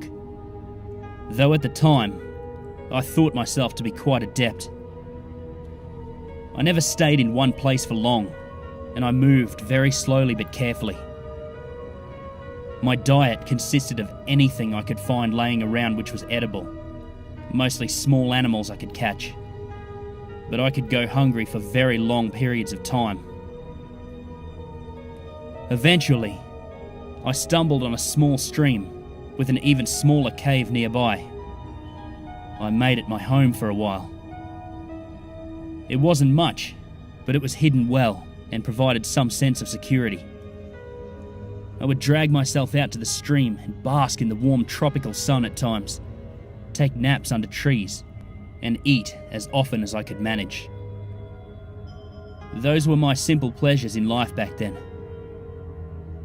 Predators were always a threat, and being crippled, running was not an option. So I learned to hide. I learned to read my environment. I learned when to be loud and when to be quiet. And against all odds, I somehow survived. Once again, in retrospect, I mistook luck for cleverness. And that would have been my entire life, up until I starved or finally ran out of luck. But that is where my story really begins, where it should have ended. I was crawling along the forest floor, searching for something, anything to eat. It had been many days, and I had a furious hunger. All I knew how to do was hobble around, crawling and dragging myself through the jungle, looking for scraps or small animals I could ambush on the ground. I had just pulled myself through a small bush when I saw it. The jaguar was low to the ground, in a pouncing position. On any other day, I might have become its meal there and then, but it was focused on something else. I remained absolutely still, barely even breathing, hoping to not draw its attention. It crouched down even further, clearly preparing to strike. Its eyes focused like only a hunter's can be. I dared a quick glance at its target. And what I saw was the most unusual bird. Giant and dangerous in its own right. Bright and colourful, and nearly the size of the jaguar itself. It was a rainbow of feathers, with a crown of plumage on its head. Of course, at the time, I didn't realise how unusual this creature was. All I knew was that this jaguar was going to try and take down the giant avian at any moment. And it did. Try to, at least. The bird took flight the moment the jaguar leapt, and it soared into the canopy, the cat pursuing. I remained still for some time to see if it would return, but eventually eased out of the small clearing. There wasn't much of interest, so I wiggled up the small hill the bird had been resting on, only to find when I reached the top that it was in fact a giant bird's nest. And to my delight, resting inside were 3 very large eggs of unusual colour. Of course I ate them, all right then and there, and then dragged myself back to my usual resting spot. Sleeping with a full belly was always its own reward. But that was when things started to change. Over the next few days, I started to notice things I hadn't been aware of before. Small things at first. Observations about my surroundings that I hadn't noticed before. The world looked a bit more colourful than it did. Shapes a little more defined. I was able to pay attention to more things at once. As the days turned to weeks, I started realising I could make plans that were more sophisticated than just waiting silently for something to run by so I could grab it, or looking for scraps laying around. I started to devise clever traps, using rocks and other features of my environment to help me catch my food. Choosing my resting locations in places where bushes and leaves would ensure I could hear predators on the ground. I was still a cripple, but I was growing smarter. I also began to grow bigger. A lot bigger. I had been an underfed runt most of my life, but in the span of several months, I had become a veritable giant. Well nourished now and nearly 6 feet, all muscle. I still had to crawl around, but I could do so with a speed and vigour I had never known. I felt optimistic and elated, yet I had no idea what was still to come. As months turned to years, I was able to walk for the first time in my life. Few predators could stand before me now, as I stood nearly 12 feet tall, a titan of the forest, with a strength to match. I strolled carelessly through the trees, eating what I wished, when I wished, where I wished. I built my first house out of stone and fallen trees. I was the king of the jungle. And I climbed my first tree. I will never forget it. Hundreds of feet up in the forest canopy, I finally reached the sunlight atop the tallest tree I could find and looked out upon my domain. Endless green as far as the eye could see in every direction.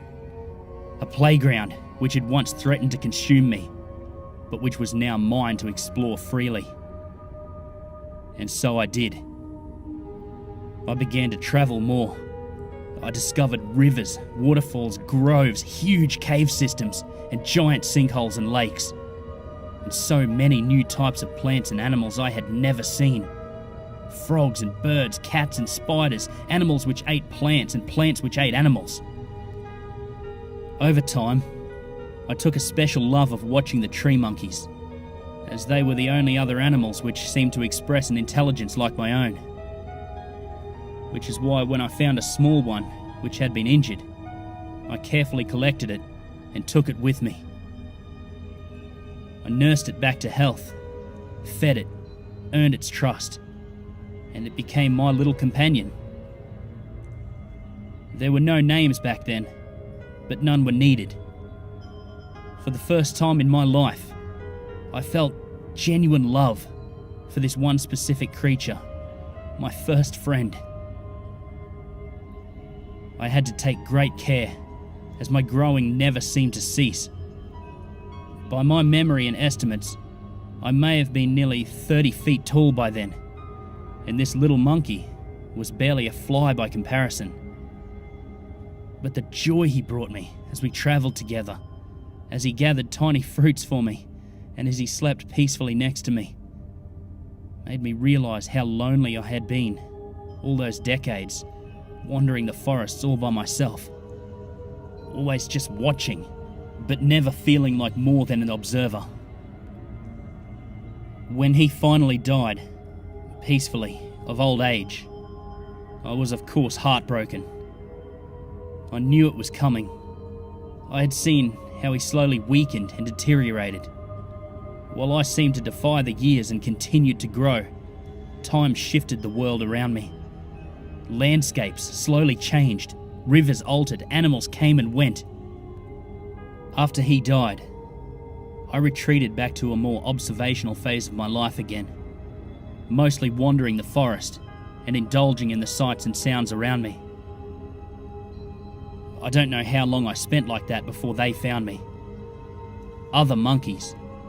But these ones were even more like me. They were extremely clever. They made noises at each other in rapid and consistent manners. They used tools like me, maybe even more clever than the ones I had devised. And of course, they were terrified of me. I was a giant, towering over them, looming nearly as tall as the trees. I mostly left them alone, but would sometimes go and watch over them.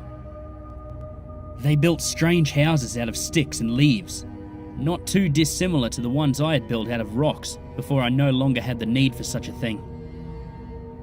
They even appeared to be able to wield fire and lit up the night in ways that I had only seen from the thunder of an angry sky.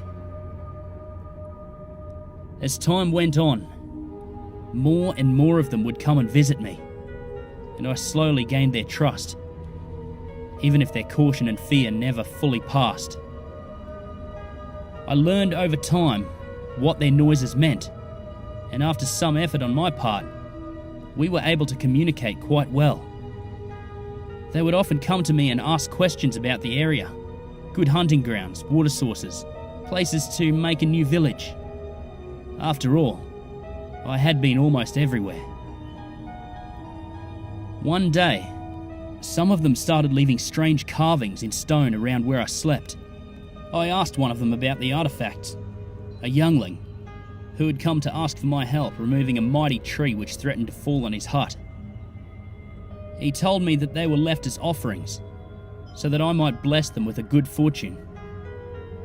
He told me how their lives are hard and short, and then told me that a god such as myself could surely make their lives better. That was the first time I had encountered the concept of a god. I'd taken a liking to these little ones, so I had already been aiding them with my knowledge whenever they would ask for it. But he was right. I could do more, much more.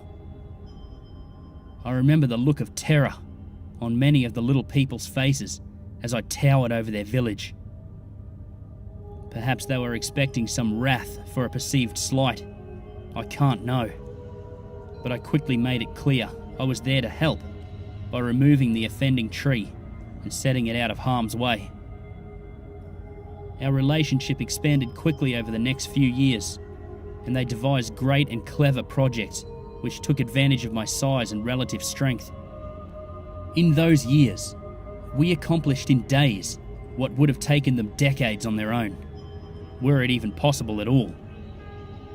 We even replaced the village huts with a more durable collective structure, stones stacked so tall that they dwarfed the trees around them. The giant pile of boulders was carefully stacked to create living space to spare. A crude pyramid of sorts, I would later come to realise. Things went well for a while, and I took a very active role in the lives of my new friends. It reminded me of my old monkey friend from so long ago.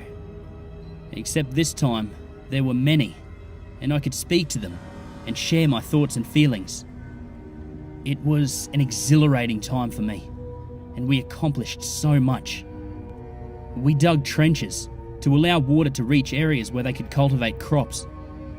We studied the stars together and speculated on the mysteries of the forest and the world. I watched friends be born, age, die, only for new friends to appear. After many, many years though, the number of friends grew and grew and grew. Eventually, there were so many that they began to fight each other over what seemed to be the infinite bounty of the forest. Their noises changed, and I could no longer understand all of them anymore, only the ones I remained near.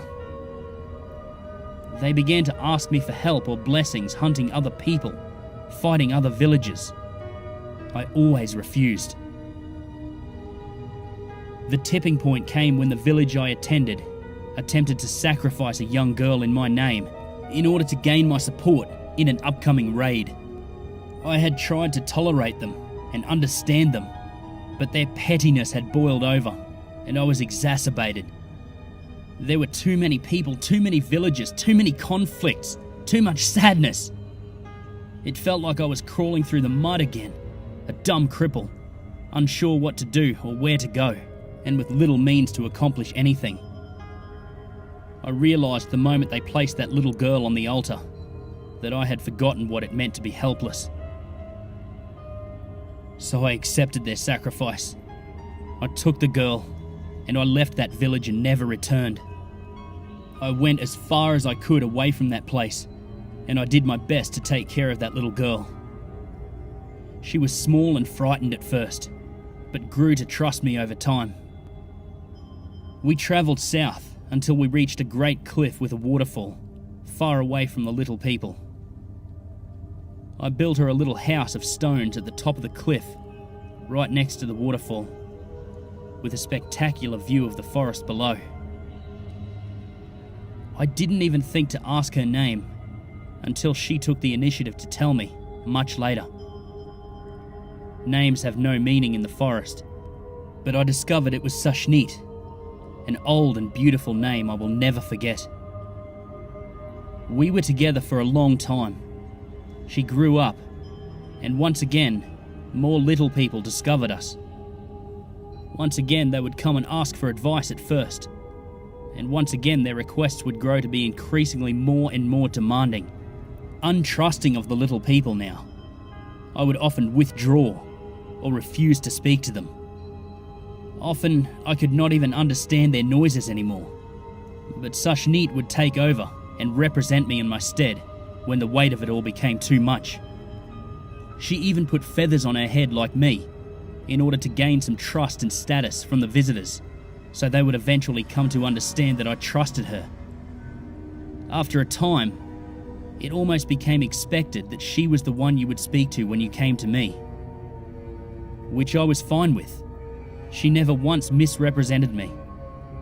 We were both children of a similar fortune, abandoned by fate, but then entrusted with something special we could use to help others, and I knew she could be trustworthy.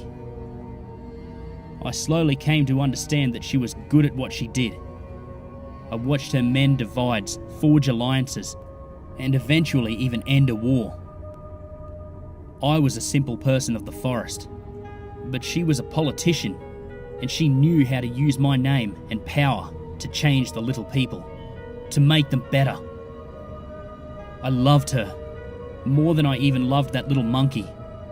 She was kind, gentle, but intelligent and uncompromising. She taught me things I had never heard of, things she learned of from our visitors. We had no needs, so knowledge was paid for with knowledge. Forms of what I would later find were arithmetic, astronomy, philosophy, and more slowly arrived bit by bit. It gave me a new window into the world around me, one I had never given its due consideration, despite being more ancient than many of the trees. It always amazed me that these little people were so creative and intelligent, and it was her. She was the one who in the end inspired me to put my faith in them again. I started to take a more active role once more, but being mostly stuck in one place, I studied and philosophized and tried to make myself useful to the little people in ways that I could. I slurped up knowledge and I offered it back to any who asked. I was too big to move so freely around the woods now, without laying waste to it. But the little people seemed more than happy to come to me. Sashnit even gave me a name, and while the little people had called me many things before, this was the first one I truly took to heart. And in those years, my heart grew nearly as fast as I did. When she died, I was once again heartbroken. It was a tragic accident. Nearly 140 feet now. I was so massive, it was hard to even move through the woods anymore without trampling everything in my path. I tended to just remain in the same spot near the top of the waterfall as a result, and spent most of my time asleep or staring out over the vast and beautiful jungle, framed by the mountains hundreds of miles behind it. I don't know why she had come so close to me while I was sleeping that night, or what cruelty of fate caused me to roll over. But when I woke up, I found that I had accidentally crushed her to death. I could barely even recognize her. I had seen the little people cry before, but that was the first time I myself had ever truly wept. I hadn't even realized I was capable of it. I retreated deeper into the forest after that, avoiding everything. Everyone was so small, and I was so dangerously large. I just wanted to go hide in a cave somewhere and never come out. But even finding such a large cavern now would seem nearly impossible. As was so often the case in my life, I do not know how much time passed. Probably ages. But eventually, the little people found me again, as they always did. But this time it was different. They remembered my name. They brought me food and gifts. They once again asked me for my knowledge and my help to save and improve their lives. I enjoyed their company, despite my distrust, apathy, and depression. Eventually, though, they asked me to come with them to their town, and after much deliberation, I finally agreed. What I found when I arrived there was a landscape drastically transformed. The massive destruction of a forest replaced by farmland and a great city made of stacked stone, much like the one I had made so long ago, but much more refined and massive. And the number of little people was uncountable. The forest devastation was so great that I could not even see the trees on the other side of the city. I just stood there, towering over everything, and felt horror ripple through me from my head to my toes. I felt as though this was somehow all my fault. I should have known this would happen. I should never have helped the little people, for they were so smart that the forest itself had become their prey. Or maybe I should have helped them more, taught them better to be stewards of the forest, not destroyers of it. I immediately left without a word, back the way I came. They followed me, yelling and crying my name for some while, before eventually giving back and returning to their desolation of a home. I went further south, far further south. I dreamed about that bird from so long ago. Was it the last of its kind? What destruction had I myself wrought on it or its species when I ate its eggs? I wasn't intelligent enough to have such thoughts back when I did it. But now, it was always there in the back of my mind. How easy it truly is to destroy something beautiful out of sheer ignorance. I finally found a new cave, my cave, large enough for me to fit in snugly, and I went to sleep. As always, I do not know for how long. Ages, most likely. And once again, I was awoken by the little people. They hadn't changed much by my perception, but their noises were new. It took me some time to understand them again, but once I did, they told me of how things were. An empire, they said, greater than any before, and cities of stone which fed and housed vast numbers of little people. I could only barely imagine how so many of them could survive on the fruits of the forest, but they told me they no longer needed the forest. They claimed to have tamed the wilds. I remember at one point asking one of their supposed wise men what had happened to the old little people who I had once seen doing the same thing. He told me their cities had been abandoned long ago, and they had retreated back into the forest. This gave me some hope, and I believed that in time, they too would return to the forest. I did not tell him my thoughts though. I simply sent him away. More and more of them flooded to me, and before I knew it, they were erecting monuments all around my cave, destroying trees and slaying animals in the process. I tried to chase them off, but they would always return eventually. I fled them in a fit of anger one night, after years of fitful and interrupted slumber. I went further south. Eventually, I found another home, one of many in my travels, but it was suitable. Deep, dark, and hidden in the bowels of a sinkhole. Nobody but I could get down this deep into the earth. So here I would finally be safe to rest. No more little people, no more sadness. But this time, it was a different kind of noise.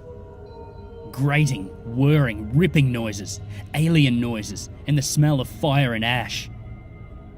I don't know how long had passed, but when I woke, deep in my hidden chamber, I knew something had changed. These were not noises of the forest, or even noises of little people. I had to investigate. When I peeked out of my cave, I stood up and looked over the trees to see smoke filling the air and huge swaths of forest completely burned to the ground.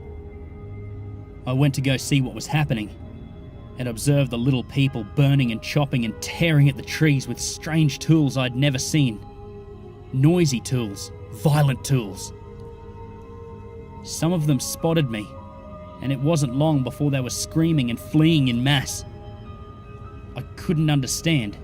There were no crops here, no city. Why were they destroying the forest, burning it to the ground even? Not even using the wood from the trees as they used to do. I walked through the devastation and saw it stretched out seemingly forever. In the distance I saw strange buildings, very different from the stone and thatch ones I was familiar with, and vast herds of unusual animals I had never encountered before. The forest had turned to grassland at the hands of the little people. I stood watch over the area for a few years, frightening off those who dared trespass. I wandered around and patrolled, destroying the infrastructure the little people used to attack the forest wherever I found it. I took care never to hurt any of them, and it wasn't hard, as they always fled in my presence. I became cold-hearted though, and felt the little people were a plague, a disease I had allowed to fester. Once again, I believed this was my fault, that it was something I could have prevented. Time continued to pass. Many suns, many seasons, many years. I remember one day I saw a strange bird fly overhead. I now know that it was an aeroplane, but at the time, it reminded me of the bird from when I was just a young cripple. Giant and majestic, beautiful. I tried to follow it, but it was far too fast, and I watched it disappear over the mountains. I remember wondering what new lands the bird would discover over there. Maybe ones without little people. No matter how much I tried though, I could not stop the destruction. Always small groups, simple tools, and a lot of fire. I could not be everywhere at once. I felt despair. Time passed, but an old man found me one day and spoke to me in new and unusual noises.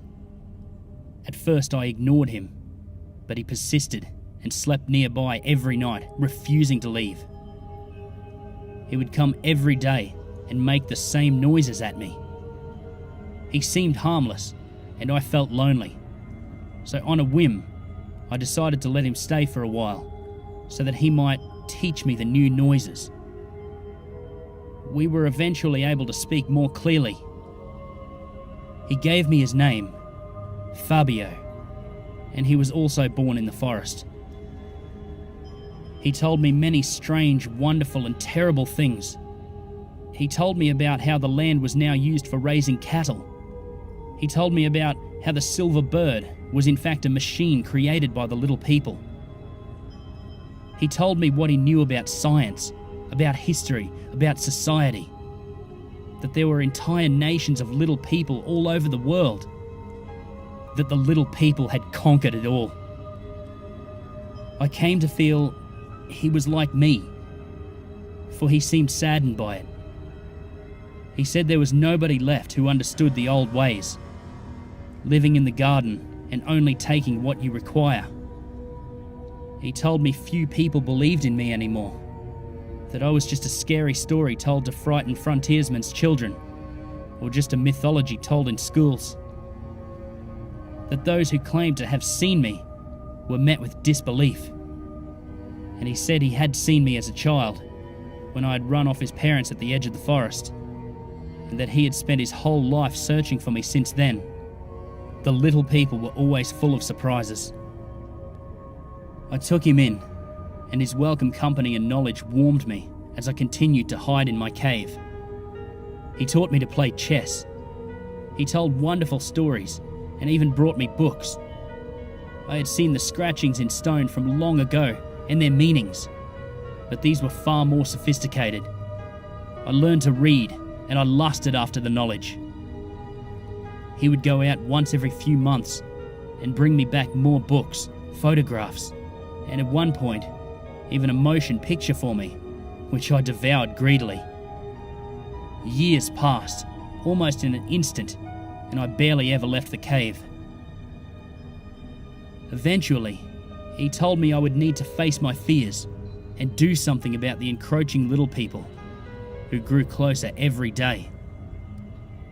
But I knew he could see my wounded spirit, and he was kind and let me rest, never pressing me.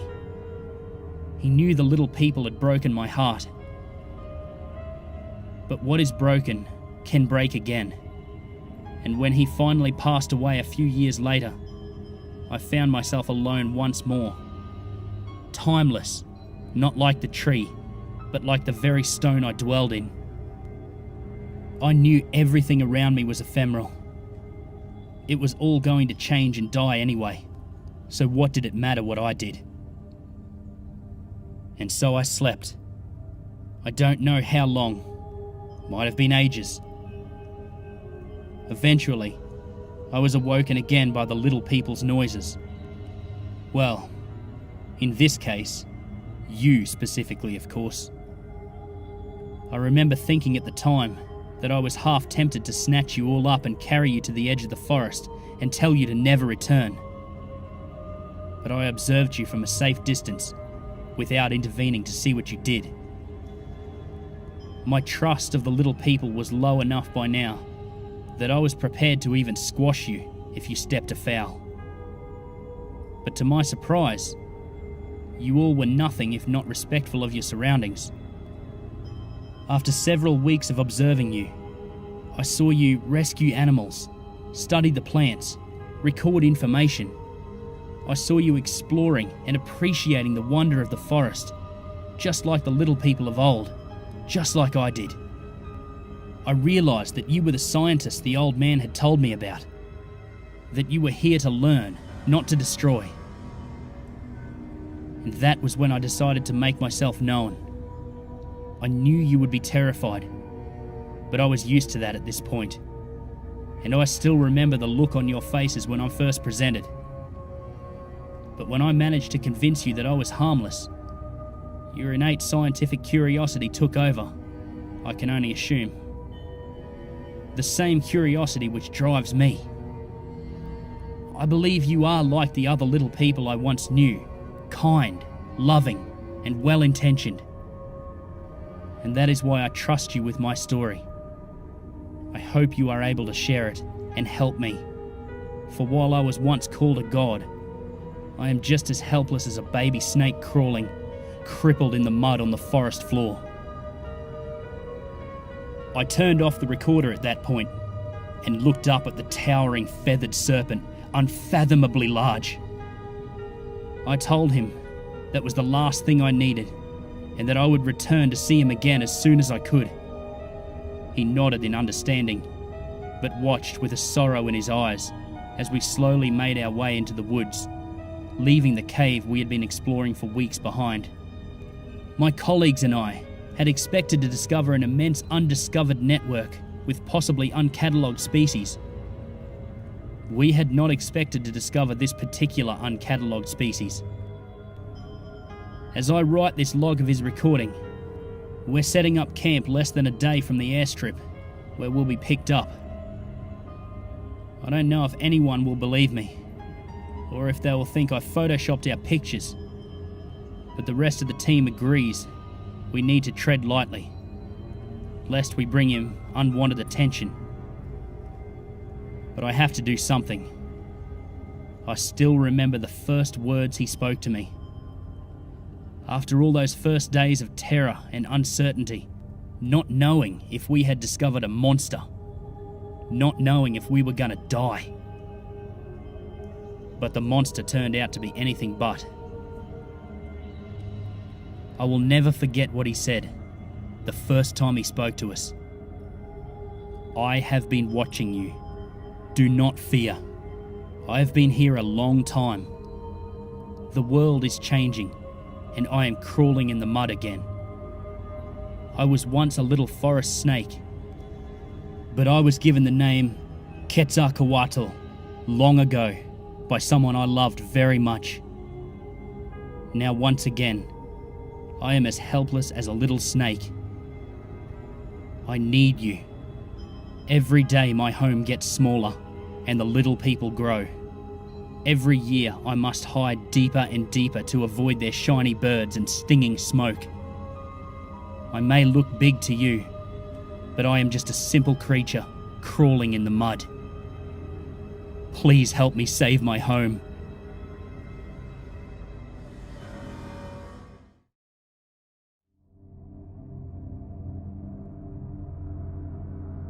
I don't know what happened to me last weekend.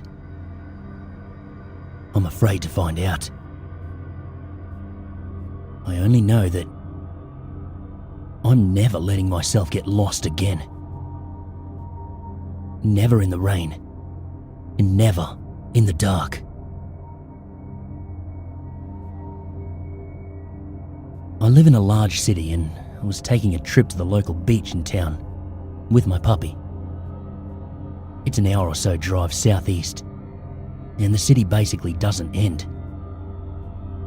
The highway is surrounded by little towns and suburbs that are merged into one long corridor of car dealerships and strip malls. I've never stopped in at any of these little towns except for gas. There's always been something a little off-putting about them. I can't really describe what that is. Away from the highway, the area gets rural-ish. Mostly scrub forests and salt marshes as you get closer to the coast. There are a few exits that peter out onto dirt roads about a mile from the highway, but I've never taken those either. There never seemed to be anything too interesting out there. Just a bunch of abandoned overgrown oil fields, and rusted equipment scattered around. Pretty typical of the area. This was my puppy's first trip to the beach, and even though the weather was forecast to get nasty, I thought it would be a great day to take him to see the ocean and get a new experience for him. We had several hours before the storm front was supposed to sweep through, and I figured we'd leave early enough to get home before it hit. We waited too long. We were just messing around in the sand when I noticed it was starting to get dark. I'd completely lost track of time and the storm clouds were clearly visible in the west. It was already late afternoon, and being winter, the sun set early. My only thought was, oh shit, we're gonna get caught in the rain. There's gonna be a traffic jam. It's gonna take 2 fucking hours to get home, etc. We ran back to the seawall in my car and jumped in right as the rain started slamming down. By the time we were on the causeway back to the mainland, I could barely see. The few cars visible in the downpour, they had their emergency lights on, but that was all I could make out. The wind was so strong I felt my car starting to slide out of the lane. I figured this was too dangerous to keep going and we'd have to wait out the storm. I took the next exit without knowing where the hell it led to, and I just kept going. The windshield wipers were going at full speed, and it made no difference. The temperature was plummeting, and the glass started to fog. There was no way I could keep driving in this. I had to find a place to stop. I felt the road get rough underneath us, and I knew we were on one of those winding dirt roads. All I could see ahead was sheeting rain. No lights, nothing. I finally made out what looked like a street sign and stopped at what I hoped was an intersection. I didn't have a full tank of gas and I didn't want to waste any idling, so I turned off the engine. Without the headlights, it was pitched black, even inside the car. It felt like the world shrank.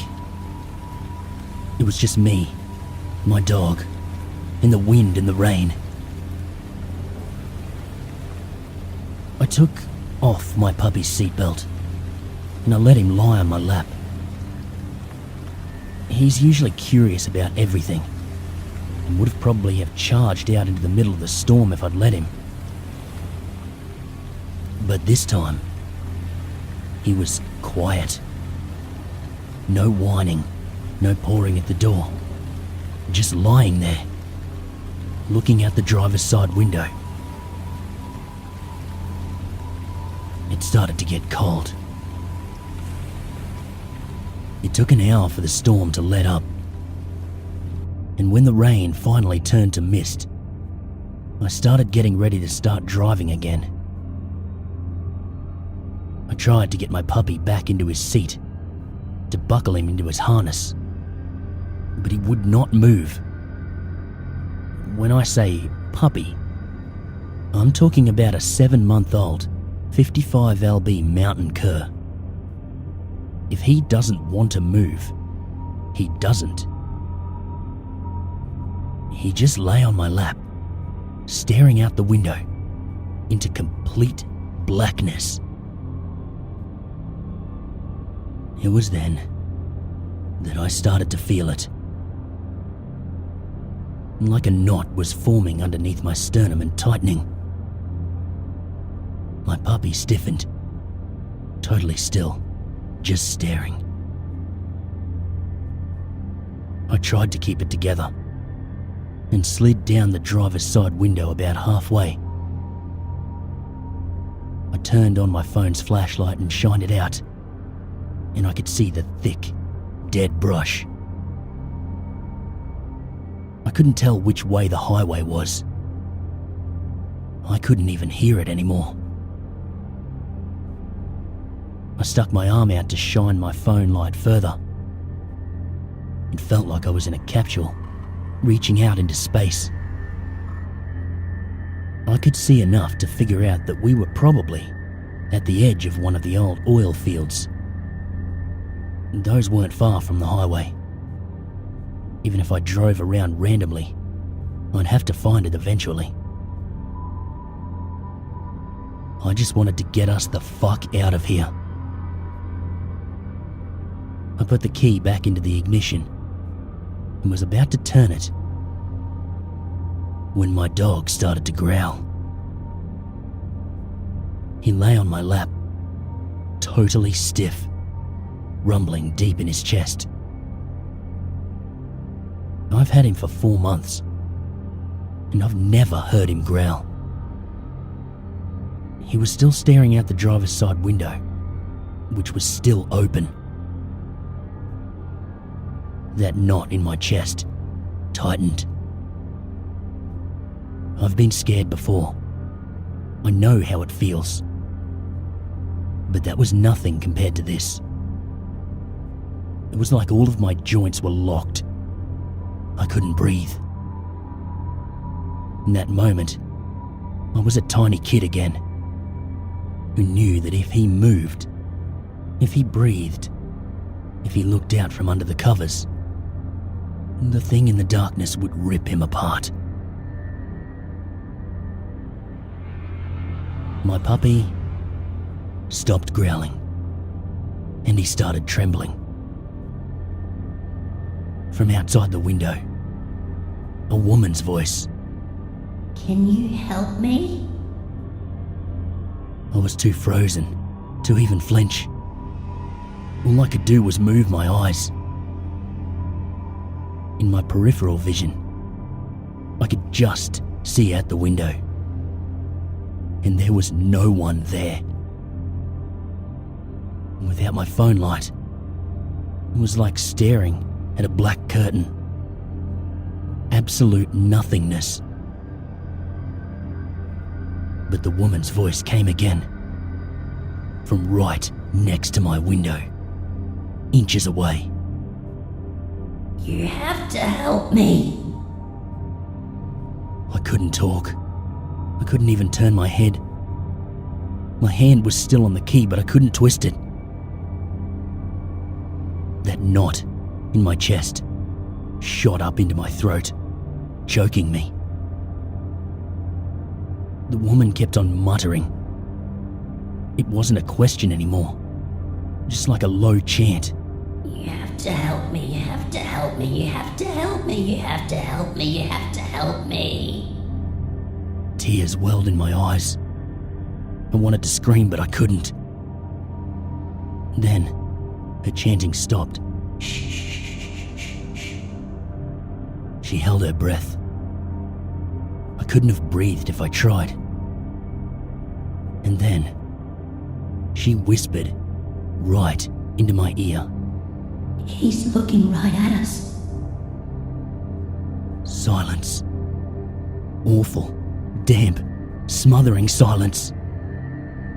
And then, a scream exploded into my ear, so loud it felt like it shot into my brain. My dog went crazy. He launched himself at the half-open window. I grabbed him and dragged him back inside, but he was like a tornado, snarling and barking and crashing around the inside of the car. Then something slammed against the hood. The woman kept screaming. 2 handprints slapped up against the fogged-up windshield and suddenly swept away, leaving long finger streaks in the fog. And then, the screaming stopped. My dog stopped barking. Dead silence. And then I heard another voice from the window outside. It was a man's. You need a ride? Something grabbed my hair and jerked my head out the window. I screamed. I grabbed at the arm that had to be holding me, and I felt absolutely nothing. But the thing outside started dragging me out. I'd taken off my fucking seatbelt. I grabbed at the steering wheel. The thing yanked me again. I felt my hair ripping out of my scalp. Something I couldn't see grabbed my arm. Then, my dog lunged over, snapping at something out the window, shaking his head like he'd bitten down and was ripping something apart. The thing let go of my arm. I turned the key. The engine turned over and the headlights came on. I fucking floored it. I went off the road and into the field. I kept going, driving straight through the scrub. The car tore straight through the brush. I thought any minute we'd hit a tree. But I kept going. I just kept going. The scrub cleared, and and we rolled out into a road. I'd never driven so fast in my life. A few seconds later, we rushed around a corner, and the lights of the highway came into view. I don't know how fast we were going when we got onto the highway, but I didn't slow down. Even if I'd seen a police car, I would not have stopped. I just had to get us the fuck away.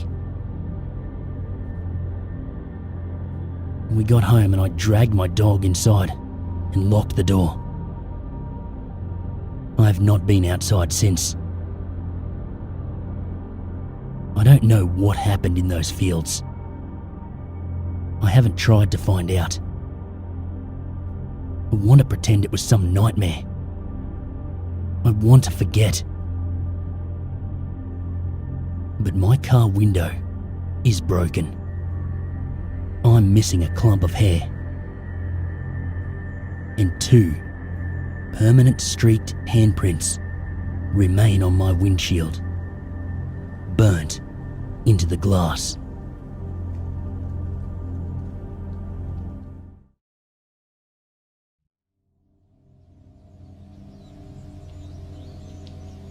The Black Ghost of the Blue Mountains.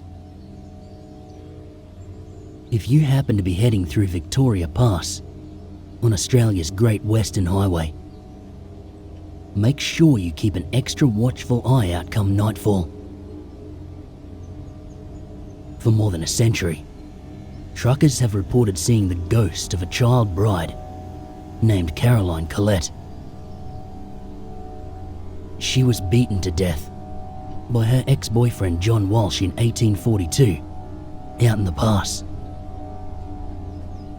Now, they say that her tortured soul haunts those who pass by on a dark, cold night. It's claimed that the colder the night, the better. When black ice covers the road, threatening to spin vehicles to their doom, everyone is forced to slow down. Once your vehicle slows to a crawl, perhaps you'll feel the air inside the car turn frosty. Perhaps you'll hear faint footsteps approaching slowly, right outside your window. Perhaps, if you're really unlucky, you'll feel icy fingertips drag across the back of your neck and dank, wet hair drape down over your face. Caroline has come, ready to seek vengeance for her gruesome death. The Screaming Men. If ever you're camping deep in the Australian outback, particularly on sacred land, make sure you do it in a tent. You do not want to be exposed to the kind of things that could possibly be out there. And I'm not just talking about Australia's notorious wildlife. Picture this. You awake in the dead of night. Slowly, as you come to your senses, you realize that all the noises of the bush that you fell asleep to are gone. The world around you has fallen completely, deathly silent. The temptation to unzip your tent and take a look around outside is killing you. Don't do that. For if you do, you'll notice a group of impossibly tall figures standing in a semicircle. Their gaze will fix upon you, and in unison, they will begin to scream. If you're lucky, perhaps you'll scramble back inside your tent and manage to keep yourself well hidden before what comes next. You see, the Screaming Men are neither here nor there. They are part spirit projection, part real being. They cannot directly interact with our world, but because we are connected with the spirit world, their scream creates a ripple, which allows them to snatch a human being over to the other side. So if you do decide to go camping in Australia, make sure you cover up and stay hidden until sunrise. The Min Min Lights. Imagine you're finally taking that great Australian road trip you've always dreamed of. It's 11 p.m. at night, and you're enjoying the solitude that the long, empty stretches of outback highway offers to travelers. It's pitch black outside. However, you begin to notice a slight illumination to the rear of the car. Confused, you glance up into your rear view mirror. That's odd. There is indeed a bright light appearing on the slowly disappearing horizon behind you. Thinking it must be another traveler with their high beams on, you flick your rear view shade down and focus on the road ahead. All is normal. It's okay. But it's not. Without even realizing you are doing so, you glance up again.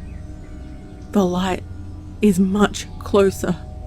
Something in the pit of your stomach tells you that something about this light is wrong, and you must not look at it.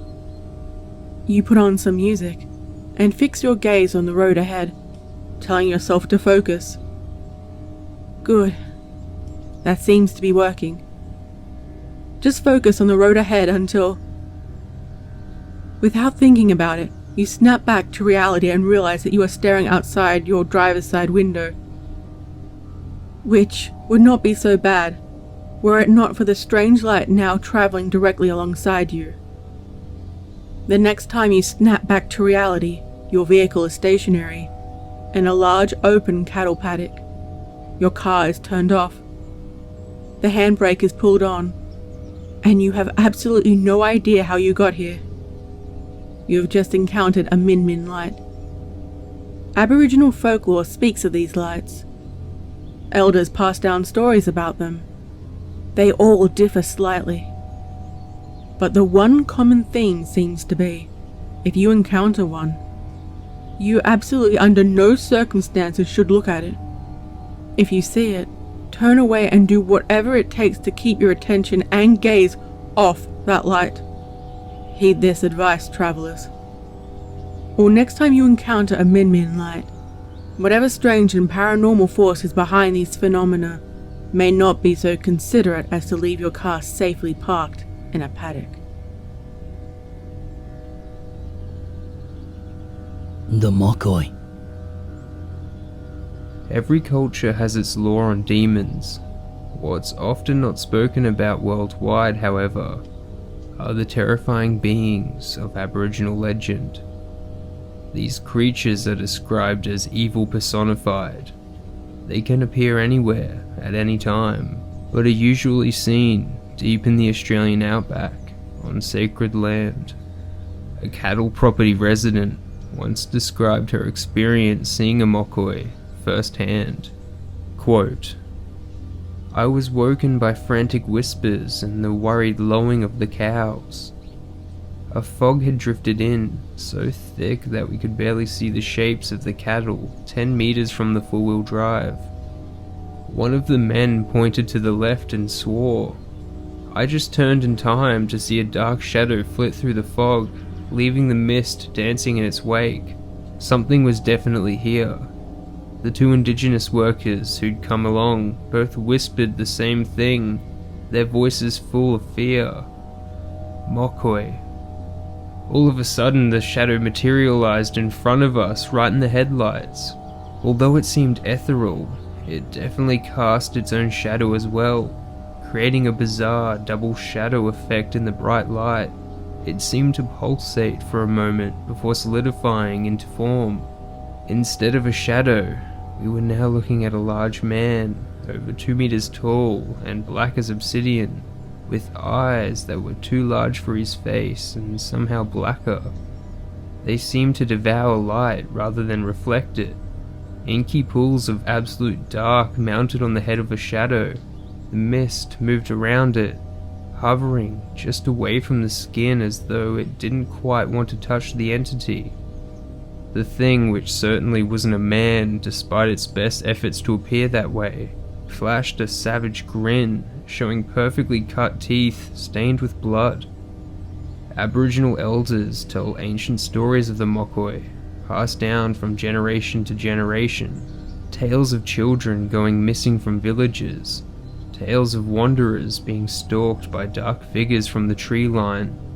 Tales of entire communities disappearing overnight. It is unknown what exactly happens to a Mokoi's victim. However, teeth stained with blood indicates that it can't be pretty.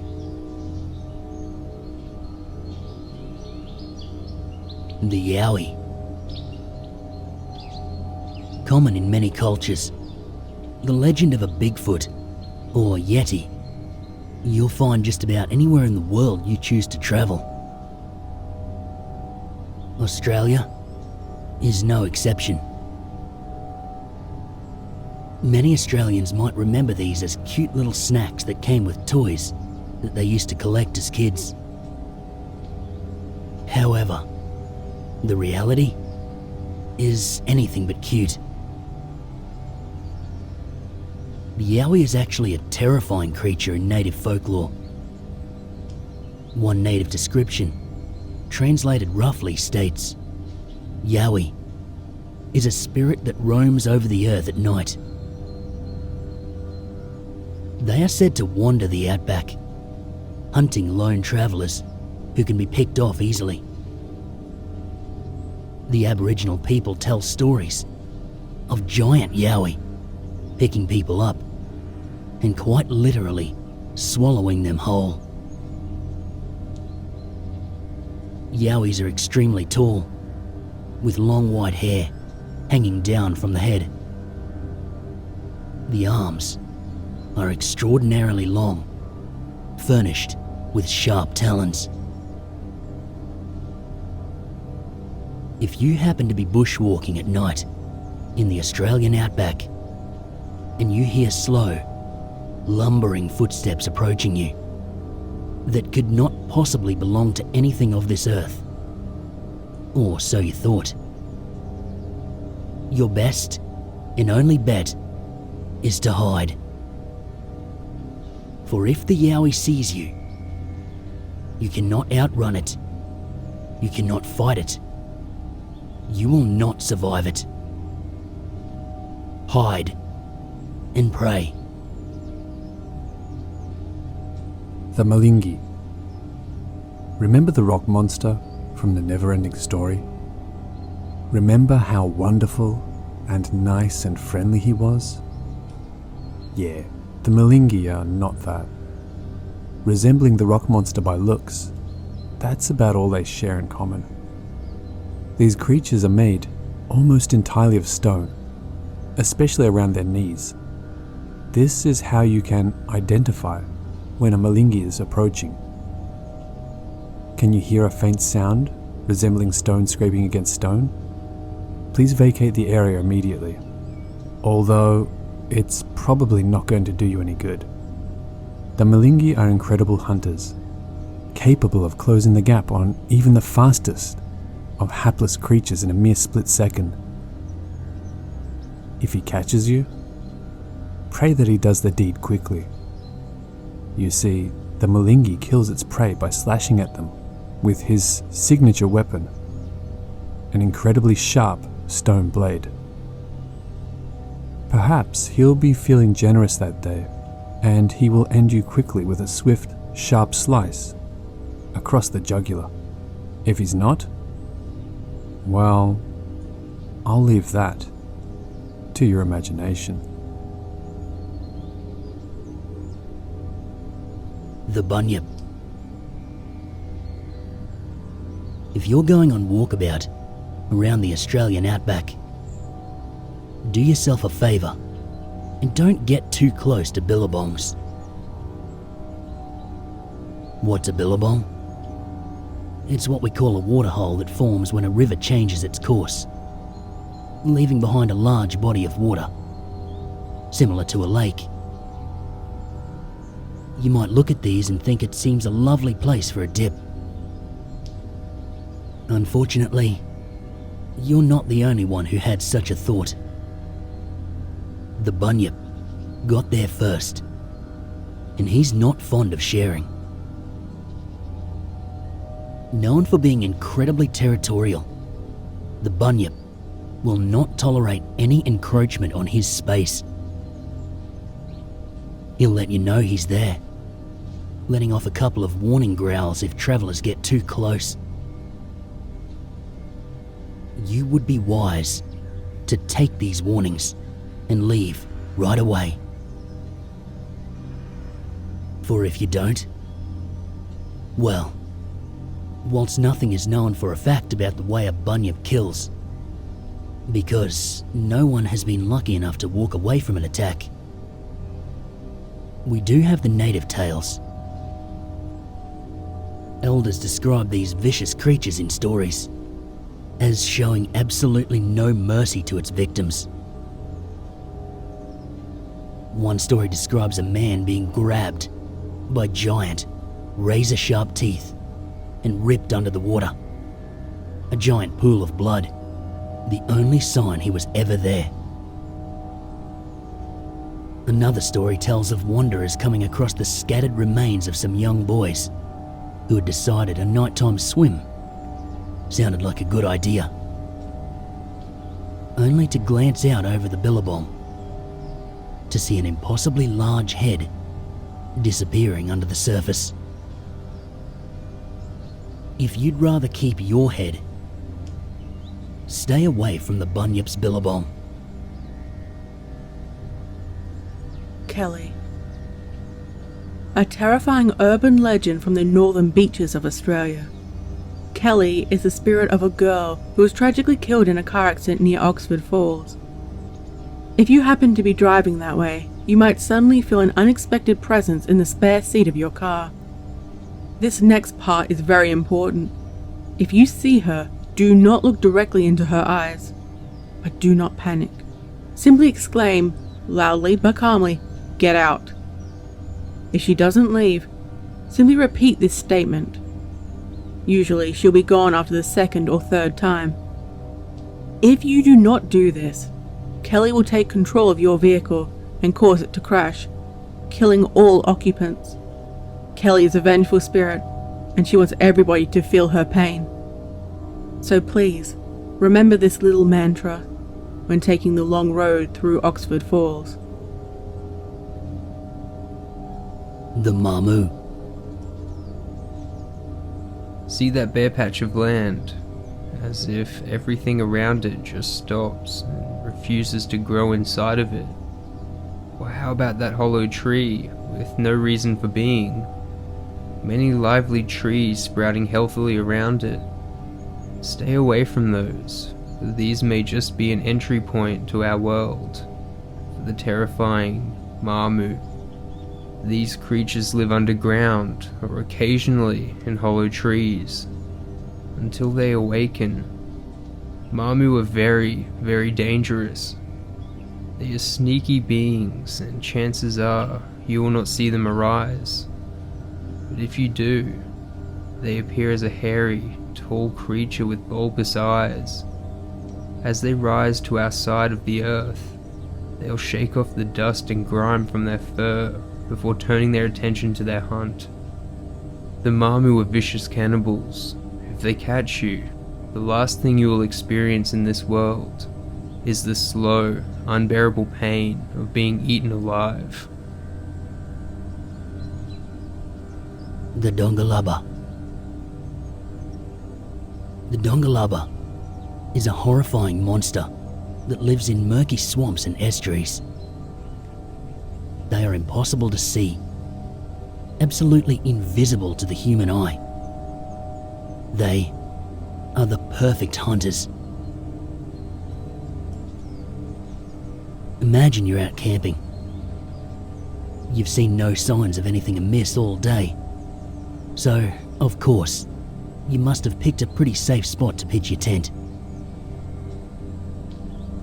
You're hungry. It's getting close to dinner time, so you decide to wander down to the riverbank to fetch some water to boil. A nice stew sounds perfect. Just as you're leaning down to fill up your belly, a giant, earth-shattering sound erupts. Something has blasted through the surface of the water at lightning speed, with enough velocity to create an ear-splitting crack. Before you have time to register what has just happened, you are now trapped inside the jaws of Dungalubba, and he is not letting you go. He carries you under the murky water. You try to struggle, but his grip is stronger than anything you could ever possibly imagine. His sharp teeth rupture your flesh and pierce into your internal organs as the world around you begins to fade away. Dungalubba is not done with you yet. You are dinner, but you must be prepared first.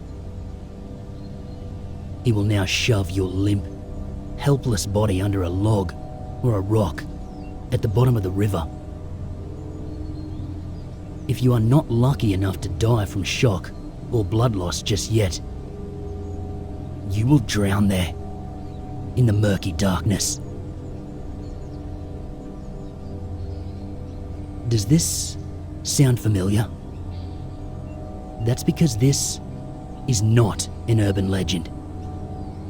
Dungalubba is actually the native Aboriginal word for crocodile, and attacks exactly like the one I just described occur all the time in Northern Australia. That's right. You see, all of these legends are terrifying in their own ways. But the scariest parts of Australia are very, very real.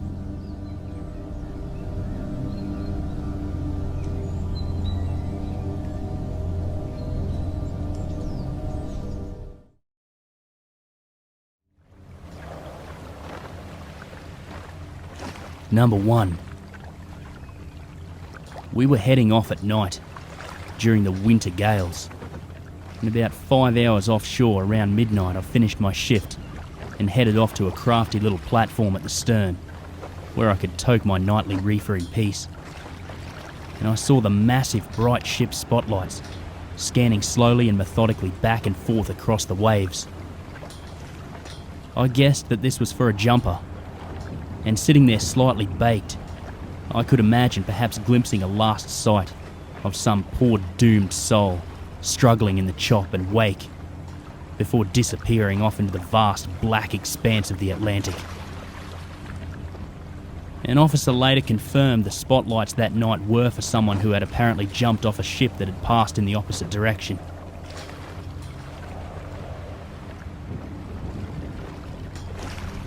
Number 2. Up by Alaska, in rough seas, our office was below the waterline, on the outside of the ship, right below a sponson. There was a full-size I-beam running around the outside edge of the office. It was probably 10 inches wide, and we used it as a shelf, storing full-size binders on it. One day, in rough weather, 6 of us were in the office, 3 officers, 3 enlisted, when we heard an enormous bang, so loud that our ears rang and all of us jumped out of our seats. After checking to make sure we weren't taking on water and calling damage control, we started looking around to determine what could have caused it. We couldn't find anything. Nothing had come loose, nothing had fallen. The dry tank below the office was still dry, etc. We eventually noticed that the I-beam had cracked. Not a hairline fracture, not a little split, but the entire beam had been separated lengthwise by about 5 millimeters. We took a wave up under the sponson with so much energy that it bowed in the hull of the ship and split the beam. But the beam didn't ever go back to the original length. The crack was also precise and even. You could slide a pencil in the gap all the way back to the bulkhead. In fact, the split was so wide, they couldn't weld it directly closed. They had to cut a 5 millimeter shim to fill the gap. It was amazing. and we had hundreds of people come through the office for the next couple of weeks to see it. A couple of people tried to calculate the energy needed to instantly separate the I-beam that was 4 feet away from where we were sitting, but it was too scary to contemplate. Number 3. Not paranormal scary, but real life scary. My dad worked in the offshore drilling industry in Nigeria in the 90s, and him and some French company men were heading out to a platform when they got boarded by pirates. 5 Frenchmen got beheaded before my dad and the rest of the crew took the ship back. He told me about this when I asked him if he ever killed someone. I was 8 at the time. He said he didn't know, but when you smack a dude with an iron bar and he falls into the sea and doesn't come up, he might be dead. He still has nightmares about it. Number 4. My brother is in the Navy, and he was showing us a DVD of one of his tours. There was one shot where all you saw was a box floating on the sea. If you didn't know better, you might think it was fallen cargo or something. My brother paused the DVD and told us what it actually was. They got down into the water and found out it was an old fridge that was locked. Worse, it had a very dead human body inside it. Worse than that, it had clearly been scratched from the inside. They were pretty far out from land at that point, so no idea how long the body had been floating around.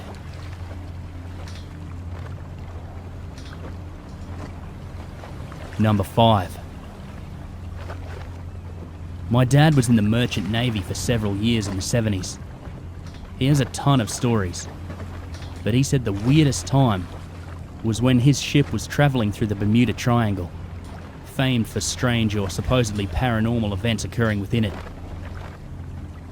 They were travelling at a low rate of knots through the fog, and suddenly came across a small boat with 3 Far Eastern looking men in it. The men were all standing to attention and saluting, but were not responding to my dad and the crew when they began shouting to see if they were okay. Not once did they move or shout back. My dad and the crew wanted to drop anchor and bring them in, thinking they were traumatised or at least spooked in some way. The captain didn't want to stop and told the engine room to carry on, which didn't go down well with his crew. Apparently, the captain had to leave the ship when it reached port, as the crew were on the verge of a mutiny. It hadn't been the first time he had made what everyone else thought to be a stupid or unexplainable decision.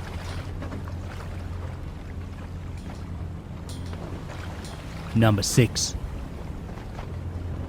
A freighter once passed me from behind at night, and I had no idea it was there. It was completely silent and a little too close for comfort. I'm now more mindful of my shipping lanes. Number 7. I have a personal scary sailing story. I'm a decent deckhand on a smaller sailboat. I can pull a jib line and take over the wheel/tiller for a bit. Summer sailing on San Francisco Bay, departing Sausalito, on my brother-in-law's 42-foot sailboat. We're heading towards San Francisco waterfront, so we're basically sailing parallel to the GG Bridge. He needs to go down below to work on something, and tells me to just aim for the lights on the Marina Safeway. Big grocery store. But watch out for the buoy on the west side of Alcatraz. I say, okay. That's a couple miles due east, right? Yep. 20 minutes later, here comes the buoy out of the darkness, and it's big. Really, really big. In my memory, it's steel, 25 foot high over the water, and we are still pointing south, and it's ahead on the left, but the tide is pushing us sideways at 7 to 8 knots maybe. We were maybe 40 feet to the west of it as we passed, and in under 10 seconds, we're past it to the east. On a fiberglass boat, with 7 adults and a couple of little kids, I literally came within 10 seconds of wrapping everything around a steel pylon at night in San Francisco Bay. I shuddered a little.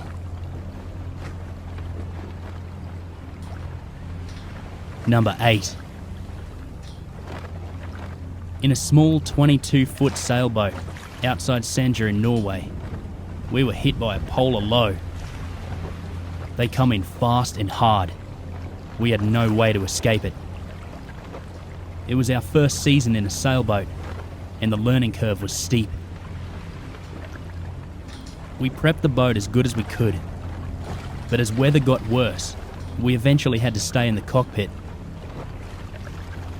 We filled the floor in the saloon with everything soft we could find, so each time the kid was thrown out of bed, she hopefully hit something soft.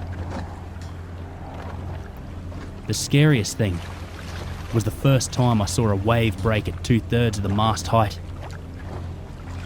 As an engineer, I quickly calculated that several tons of water will slam right down at us. This was when I learned that the boat is tougher than me. It happened 2 times on that trip, and both times when I opened my eyes afterwards, everything was fine. My adrenaline was high, and I didn't feel much pain, but I ended up being slammed around and ruining my shoulder. 4 years later, and I can only lift my left arm as high as my head. I was as scared as I could be that night. We fought the storm for 4 hours before getting to calmer waters, but we learned a lot. We've later been in weather almost as bad. The only difference is now we know how to prepare quicker, and we handle it quite well. The Columbia 66 is an awesome boat. Number 9. I circumnavigated the globe from the ages of 23 to 25 on a 43-foot sailboat. One of the freakiest incidents we had on board was when we were leaving Singapore in the middle of the night. Aside from the constant game of Frogger dodging freighters, our path was fairly straightforward. At about 3 a.m, I was alone at the helm, with everybody else asleep down below. Suddenly, I hear a beep from the radar, which had been set to warn about anything within a quarter mile of our vessel. Looking around, I couldn't find anything obvious within that range, so I put the boat on autopilot and went down below to investigate. Typically, other ships show up as little blobs, but for some reason, the radar was registering a long, solid line, the length of the screen, directly in front of us, and it was getting closer, fast. Heart racing, I went back on deck to see what could possibly be registering such a bizarre signature. Eyes slowly adjusting, I looked into the dark, peering as hard as I could to make out something, anything. And then I saw it. Not more than 100 yards ahead was a 20-foot high, unlit, rock-solid wall, right there in the middle of the ocean, looming, and by this point, making its presence known by the sound of waves lapping against it. I was absolutely petrified. Mind you, this was before chart plotters were widely used, and we were navigating with paper charts. I was utterly confused and supremely terrified. I called all hands on deck, and we stopped the boat dead, pulled down the sails and started the engine. Slowly, painstakingly, we picked our way through what was by that time increasingly apparent, a full-on construction zone. Our charts were only 2 years old, but apparently Singapore had undergone a monumental land reclamation, or perhaps nuclamation, since it was never there to begin with, project in the meantime. Even once we found our way out, nobody slept for the rest of the night, To this day, the image of magically appearing dark walls in the middle of the ocean haunts my dreams. Number 10. So, I recently just finished working with a privately owned research and educational group doing a population survey of the sharks and stingrays in the Gulf of Mexico. Anyways, one day, we pull in our line and find one of the sharks we caught had died on the line, probably due to the heavy current that day, which sucks, but happens like every 2 months or so. It's pretty rare. Using this opportunity, we first did a dissection of the shark for the students, and then put the shark on our line as bait. The shark was only about 2.5 foot long. And bigger sharks like bull sharks and hammerheads love smaller sharks like that. We put the line out and hung the shark right on this big buoy we used to mark where the line is. We also do this because if a big shark takes the bait, the ball will splash and alert us. It'll also keep the shark near the surface and unable to dive, which makes pulling them onto the boat for tagging and data acquisition easier. About a half hour passes, and things are dead still out in the water. No wind, no waves, no noise. Hot and still and silent. Then, out of nowhere, whoosh, a huge splash. The ball rockets into the air from underwater and smacks the surface, and then nothing. We race over, pull in our line, and find nothing. As in, the shark we had hooked was completely gone. The airplane cable we used to attach our bait to the line was snapped clean in half. The steeple cable rated at a 7,000 lb brake strength was cleanly snapped. So, there's something out there, just 5 miles off the coast of Florida, big enough to swallow a 2.5 foot shark and snap a metal cable in a single bite. Food for thought.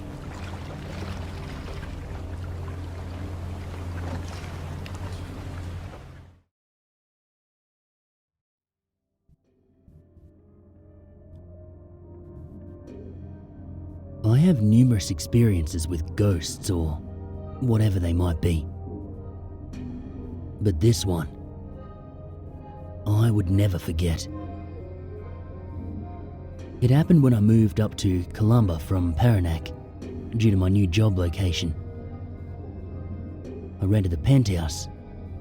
It's on the rooftop of a 2-story building apartment. I'm living with my girlfriend, and in the first weeks, we began to experience strange things. At first we tried to hold these from each other, but then began to discuss them among ourselves. I told her at times I would hear a male voice whistling in a merry tone, or some people, a female, conversing in the middle of afternoons, which, to my surprise, she hears them too. She then told me she would catch at a time in the corner of her eyes a silhouette rushing through the door, which I also encounter. Her elder sister one time visited and stayed with us, and during the first day she said she sensed something in the house.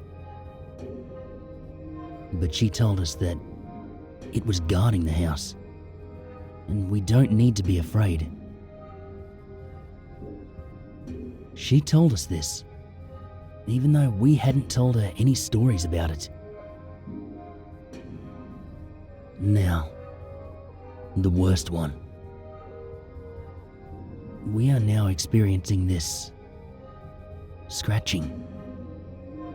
Something like crawling or walking in our roof At times we hear thuds. I already have hints that it's in a swang. I was so angry at it that I would curse at it when we would hear the sounds. I got 2 handguns with me, a 38 and a 45, a samurai, and a number of knives which I collected. I would get out of the house armed and with a flashlight, and I'd throw stones on our roof, ready to shoot anything that comes off of it.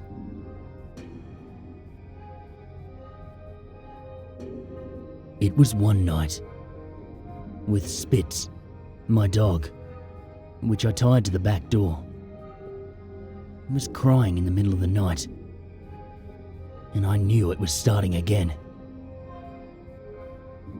Slowly, with all the lights off, I approached the back door and heard only the sound that I cannot decide what kind or where it was coming from. It was somewhat afar. It says to me,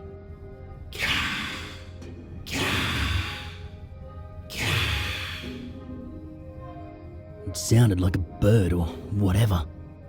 It was scaring the hell out of my dog.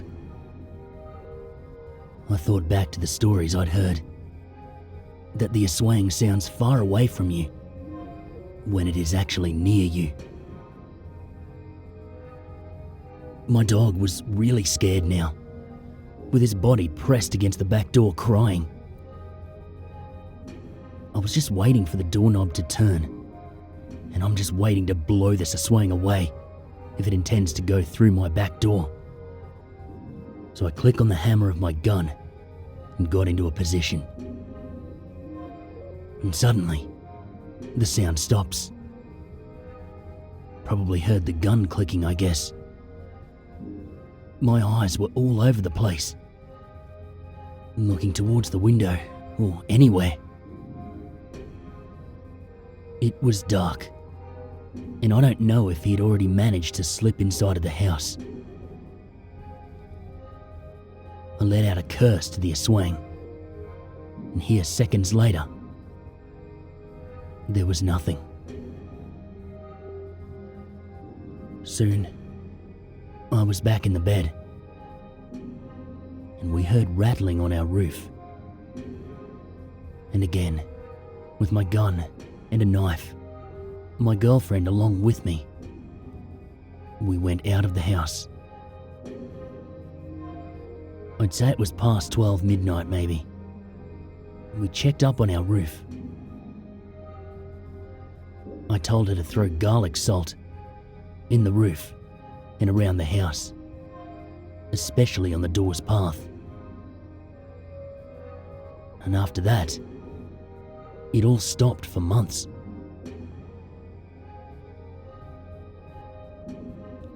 After a few months, we're sitting outside the house again, enjoying the moon that night,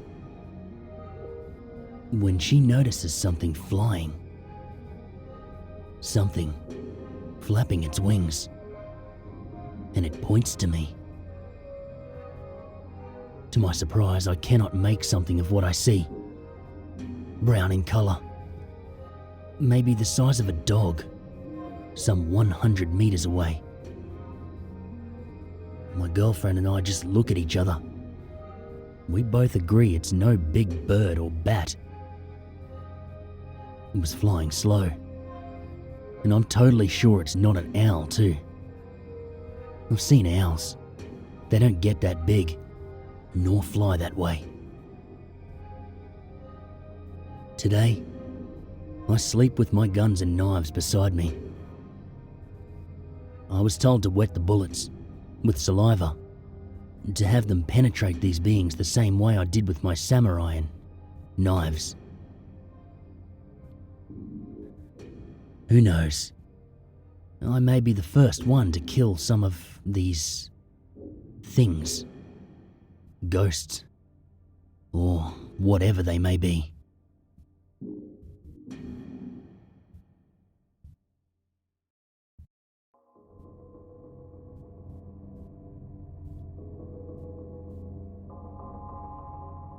Last December, my family and I went to our beach in Quezon province. Nothing scary happened on the first night, although I saw some elementals there in the area. But they weren't trying to harm us. They were just observing. On the second night, something strange happened. I thought this only happened in movies, but I thought wrong.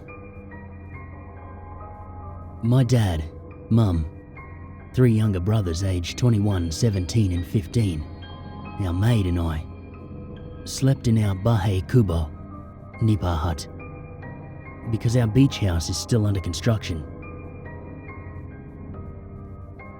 It was around 1:30 in the morning, December 28th, when I heard gunshots. I was awoken by the sound, so I got up when I saw that my mum and dad weren't in their bed. And then my brother, 21, also woke up, because he told me he heard gunshots. So we decided to go and check it out, see what it was. When we got out, my brother and I saw my mum, dad, driver, and my dad's bodyguard looking at this huge coconut tree. I asked my mum what they were doing, and then my mum told me, "There's an aswang, a ghoul." At first, I didn't want to believe it. But my dad, who is a skeptic also, told me that he saw it. It was a huge, black bird with super red eyes, like they were glowing red. My mum also told me that when we were all sleeping, she was awoken by the sound of flapping wings and the sound of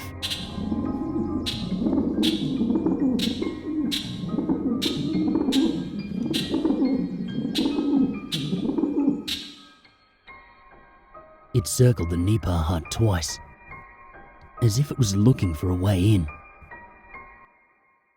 My mum told me to wake up my brothers, who were still sleeping, and our Yaya, maid, so that we would all be together. My dad fired a shot again towards the tree, but the huge bird was still in hiding. My dad then told his bodyguard to turn off all the lights. The moon was shining so bright that night. Right after all the lights were turned off, the huge bird took flight and swooped down on us. I saw it too. It was huge, and it really did have red, glowing eyes. My dad, the driver, my brother, and my dad's bodyguard ran after the huge bird. They tried to shoot at it again, but the bird perched on another coconut tree near us and hid again. After 10 minutes or so, and after 5 more gunshots, my dad finally hit it. The huge bird cried.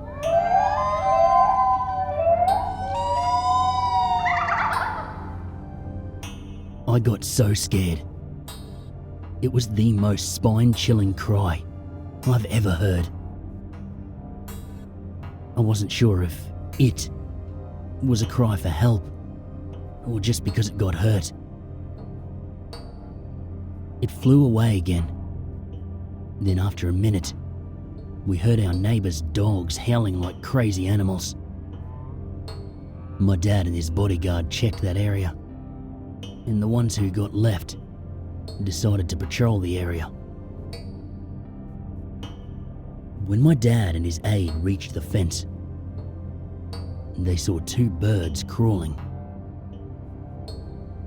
Why would birds crawl? And when the birds saw them, those birds tried to attack them.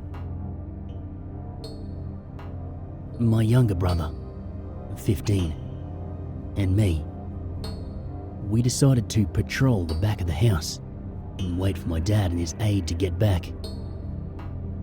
When we heard the flapping of wings again. So, I decided to turn on the flashlight I was carrying, and I shone it in the direction in which we heard the sound. There we saw it, fold its wings and look straight at us.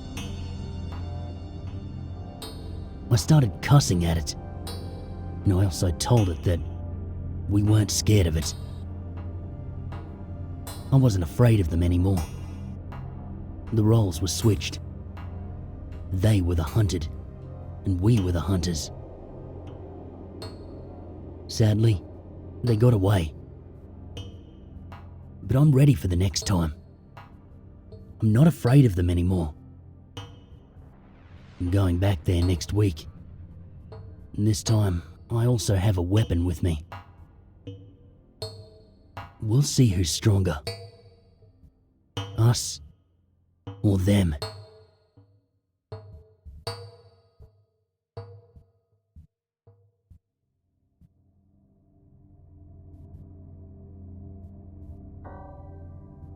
It was summer of 2013. I was 17 years old at the time when I decided to visit my older sister Lauren in her boyfriend's house, where she lives together with his family.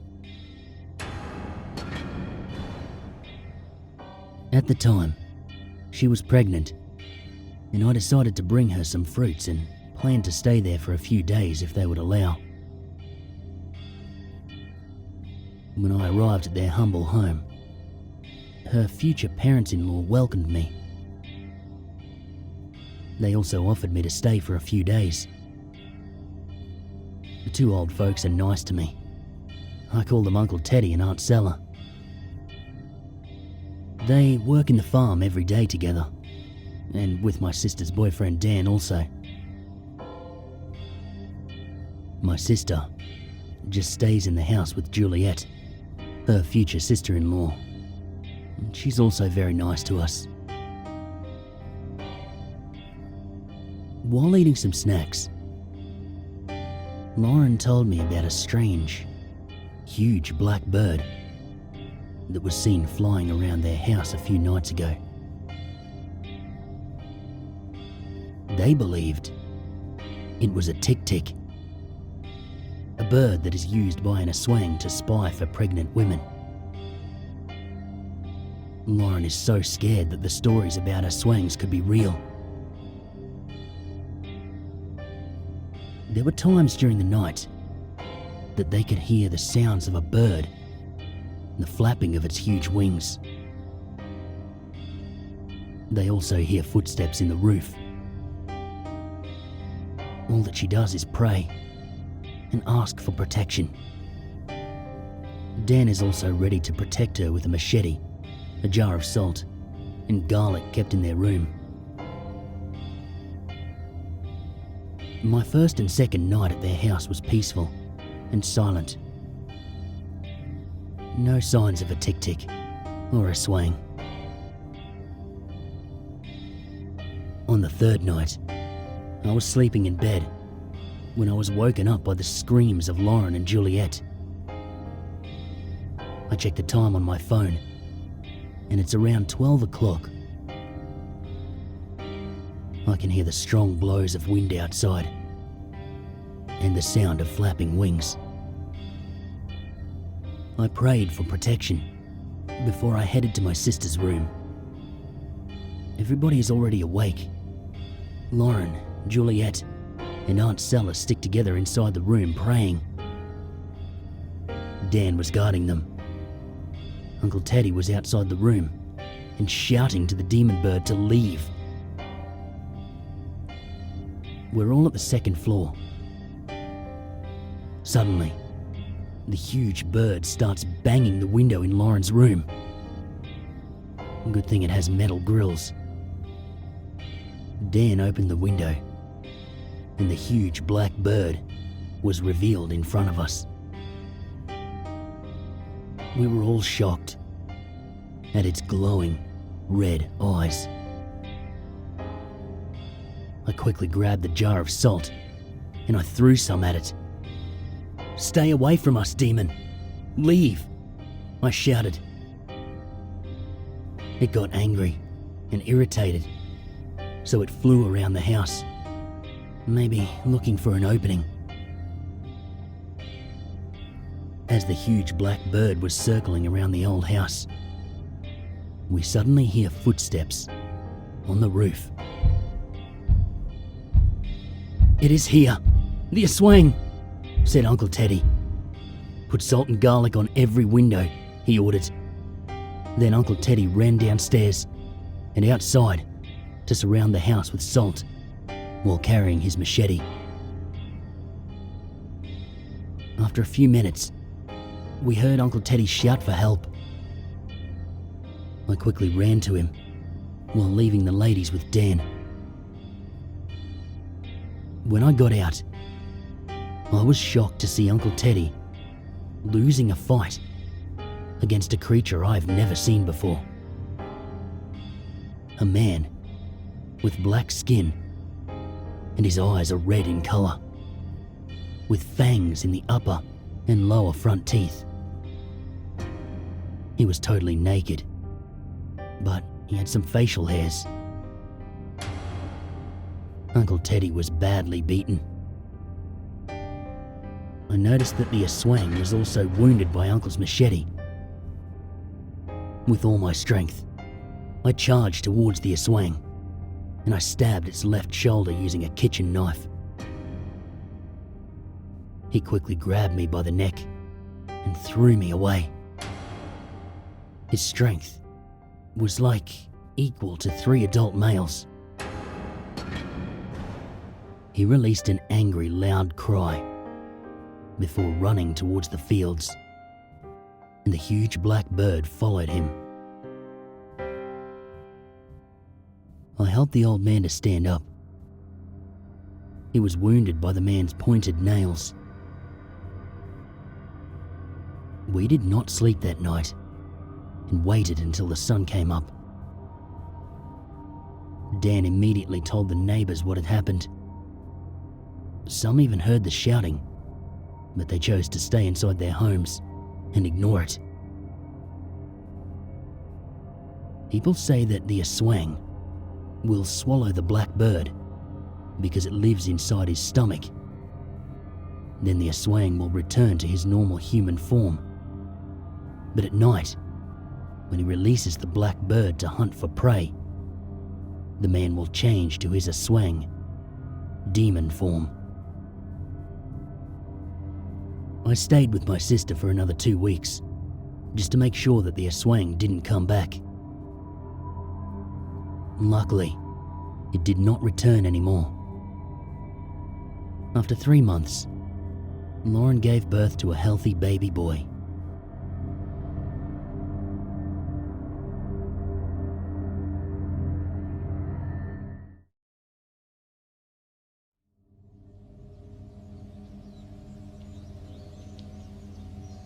Have you ever seen a pixie circle? I'm not sure if everywhere even has them, but I've definitely seen them all over the outback. Circles of bare soil, surrounded by grass that refuses to grow into the centre. And no one really knows why. We got a whole bunch of pixie circles, not all that far from the farm compound. Almost perfect circles of barren earth, bordered by thick grass, so close together they could almost resemble honeycomb.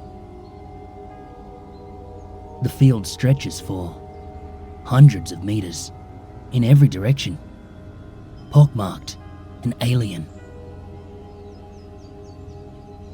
When the Europeans came out, they brought their own myths of fairies and such with them, and so the name pixie circles was born. I've never really spoken to any of the indigenous folks about them, because they were always just basically a slightly weird grass formation. But I assume that they must have had their own mythology around them too. Of course, The truth is always stranger than fiction way out here. When I was very little, I used to play in the pixie circles. I was a bit of a rough lad growing up on the farm, but there was always space in my head for princesses and fairies and kings and all that stuff. The pixie circles were one of my favourite places from around the ages of 6 to 12.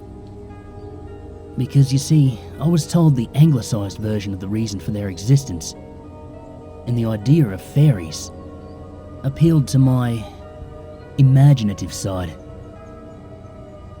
I used to run around in them, playing dress-up, imagining that I was a king and the circles were my kingdom. A few years ago, in my late teens, our property was almost directly under the shadow of a blood moon.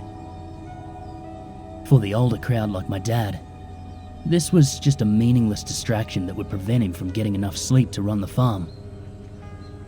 But for me, it was really cool, and something that I didn't want to miss. Not to mention, I had my first serious girlfriend at the time, and we'd take any advantage to hang out. So, after dinner on the night of the eclipse, we threw an old mattress in the back of one of the utes, stocked up on snacks, coffee and a 6-pack of beer, and drove a short distance up the hill, behind the farmhouse, to get a better view. And some privacy. We'd been up there for 3 or 4 hours when the eclipse began. The moon slowly darkening, growing redder and redder. It was pretty spectacular, and with no light pollution to speak of, we had a great view of the show.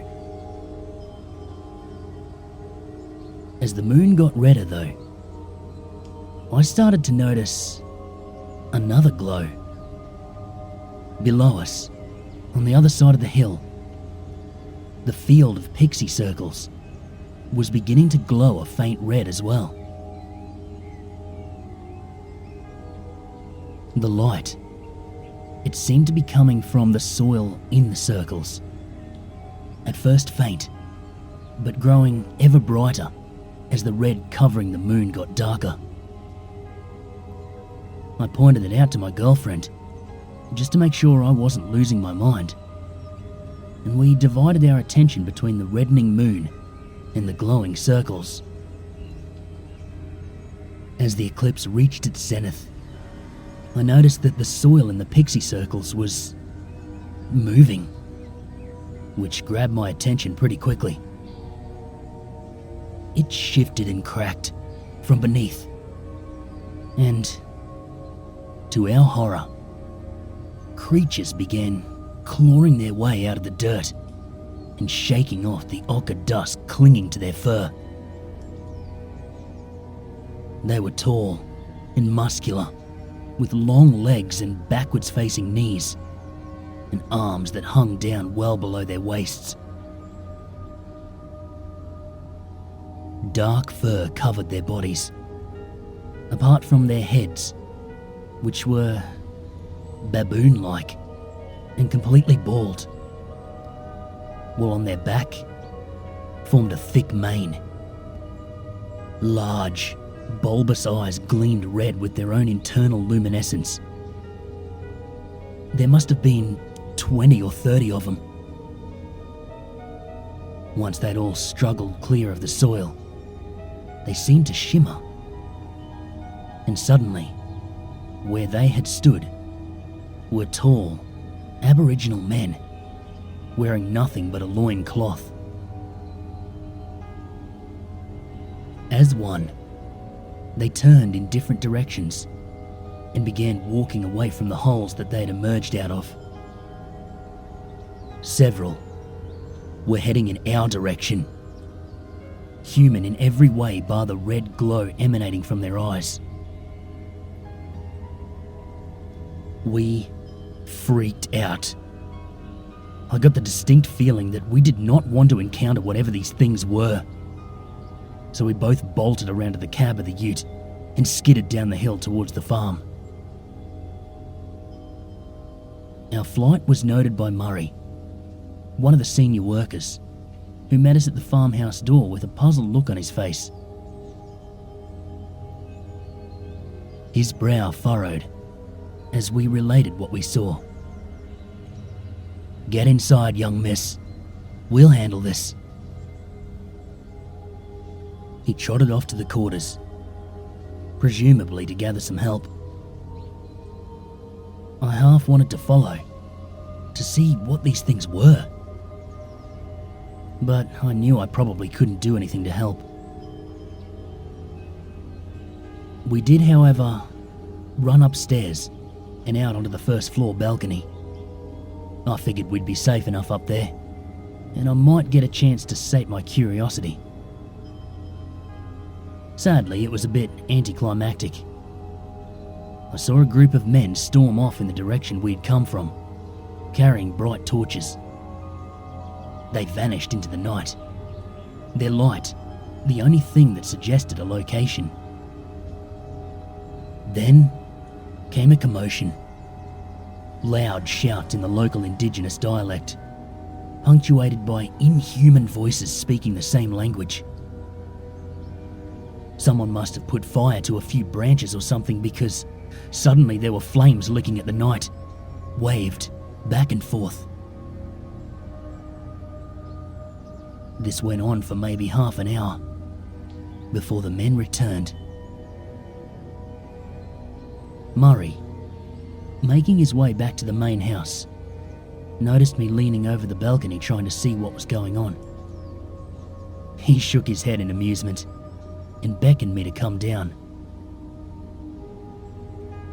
"We call them Mamu," he explained downstairs. "They live underground or in hollow trees until they wake. Mamu are very dangerous. You did the right thing getting out of there.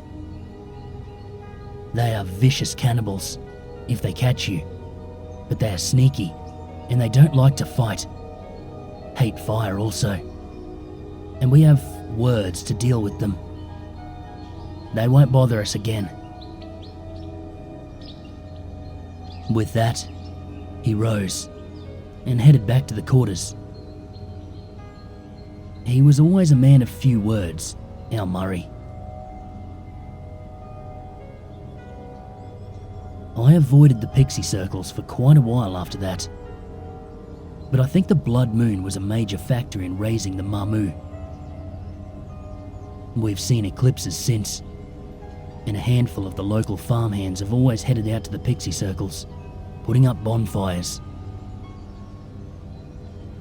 I'm not sure if any more have woken up, but the guys generally won't talk about it, for fear of bringing bad luck on themselves.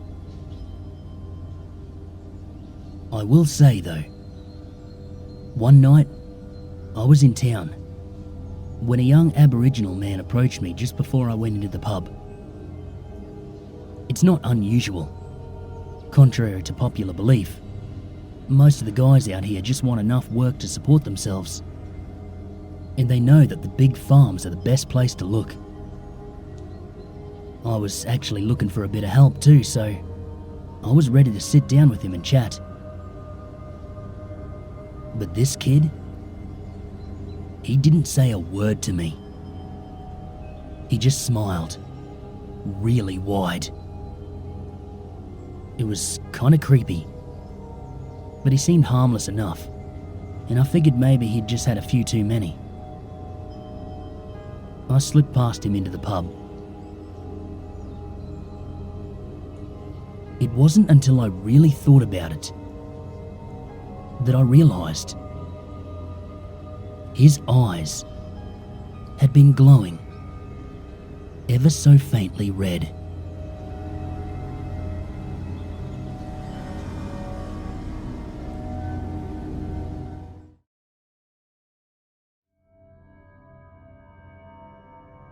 It didn't start out bad. I used to not mind living at the edge of a thick forest. But then it started. It wasn't too bad, at first. All it started as was waking up in the middle of the night and hearing a few twigs snap out of place, or leaves rustling, before falling back asleep. I live with my parents in a rural neighbourhood where the closest neighbours were a mile away. My bed is across my room, pressed up against the wall. When my head was turned to the side, I could see out my window. I could see the forest line in my backyard from the window. I woke up one morning to a handprint on my window. Seeing this meant that someone was in my backyard and looking into my room. Then I realised something else very disturbing about the handprint. The fingers of the handprint were too long and thin. I got up and went to my parents' room. They didn't listen to me. They never listened to me. One night passed. Nothing happened, but I still felt uneasy. I didn't wake up that night, but I'm sure something had happened, because the bird feeder my parents had hung up was on the ground. I told my parents this, but they dismissed it as the squirrels doing it. The next night, I woke up to a strange, eerie feeling. My eyes looked up at the window, and I almost screamed. A tall, lanky figure was roaming around the forest line. It was completely shrouded in darkness and hunched over. Its fingers, legs, and neck were far too long. Its movements were so unnatural and slow. Suddenly, it completely straightened up and snapped its head to look at me. I buried my head in my pillow, and I must have passed out from the fear.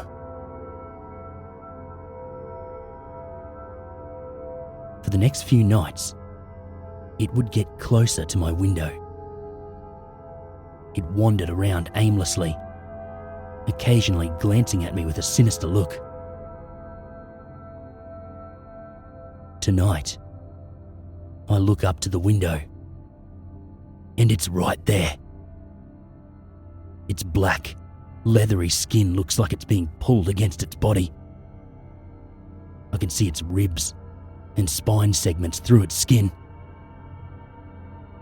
I gasp and pull my blanket over my head. My breathing quickens, and then I hear it. Tapping right against my window. Then I make a big mistake. I look up to the window. It's standing right there, staring right at me. Its wide eyes reflecting in the dark, showing its tiny pupils. This time, it's louder and more aggressive. Its long, bony fingers placed lightly against the glass. It opens its mouth. Oh God. At least 100 long, thin, razor-sharp teeth in 3 rows. It let out an ear-piercing screech. Its neck twitched, and then I'm in shock. It slammed its head against my window.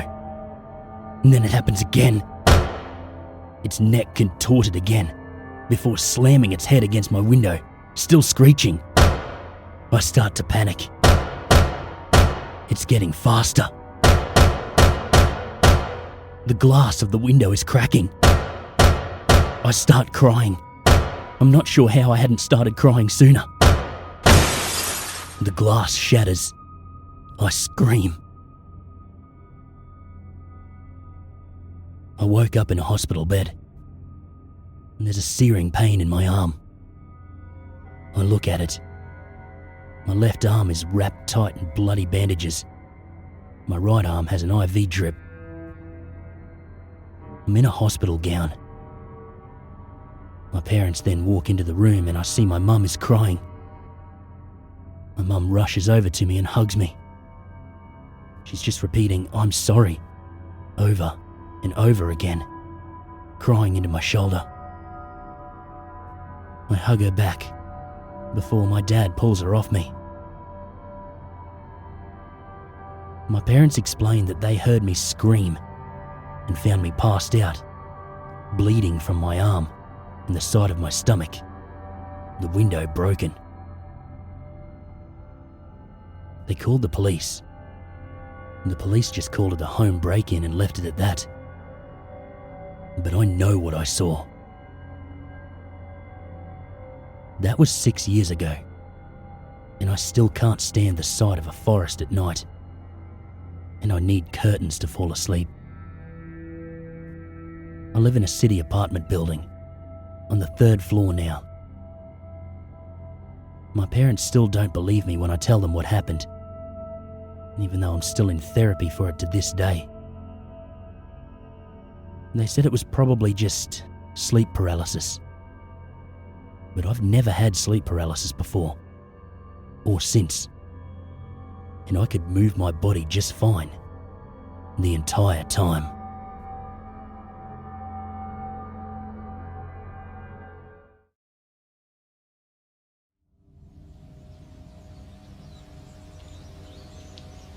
Living in Australia as a kid is strange.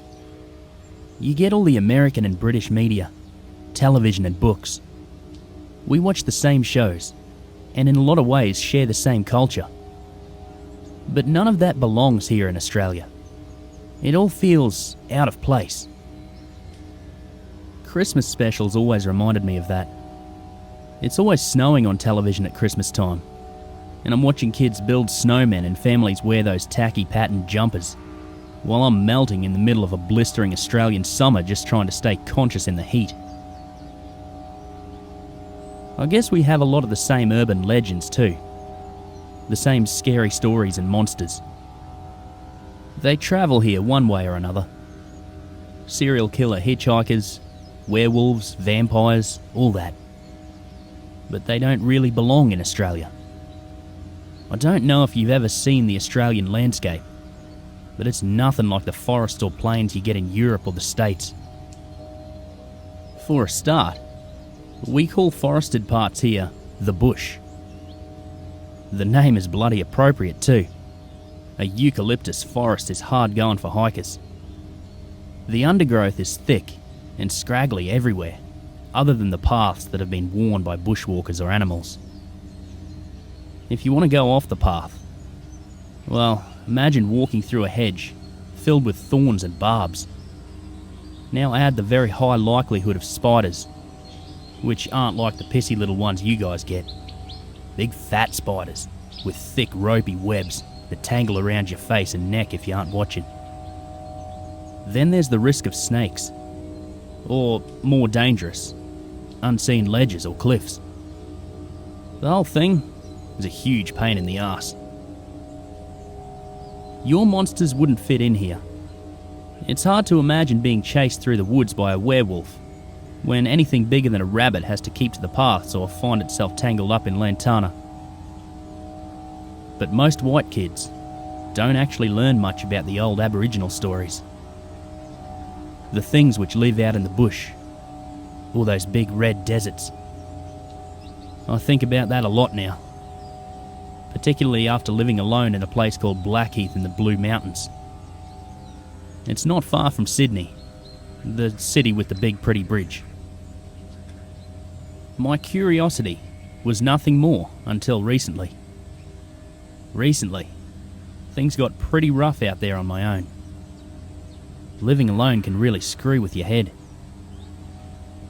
Most nights I like to sit out on the deck until late reading and writing while I have a smoke. I have a floodlight out there, but it draws in too many bugs, especially in summer. We get these things called Christmas beetles when the weather gets warm. They're about the size of your thumbnail. and they're stupid as hell. If you leave a light on at night, they come in scores, bumping into you like drunks at a crowded nightclub. I keep a little citronella candle instead to shoo the mozzies. Then I turn on a bright spotlight round the other side of the house to lure the beetles away from the back deck. Well, last week on Monday, I was out maybe around 10:30 at night, just doing my usual. Everything was fine until suddenly the spotlight on the other side of the house goes out. I groaned aloud. I had a spare bulb in the house, but the whole thing was an inconvenience more than anything. Anyway, I went and got the spare bulb, walked round the other side of the house to the light and, well, the bulb wasn't blowing. It was gone. Unscrewed and nowhere to be seen.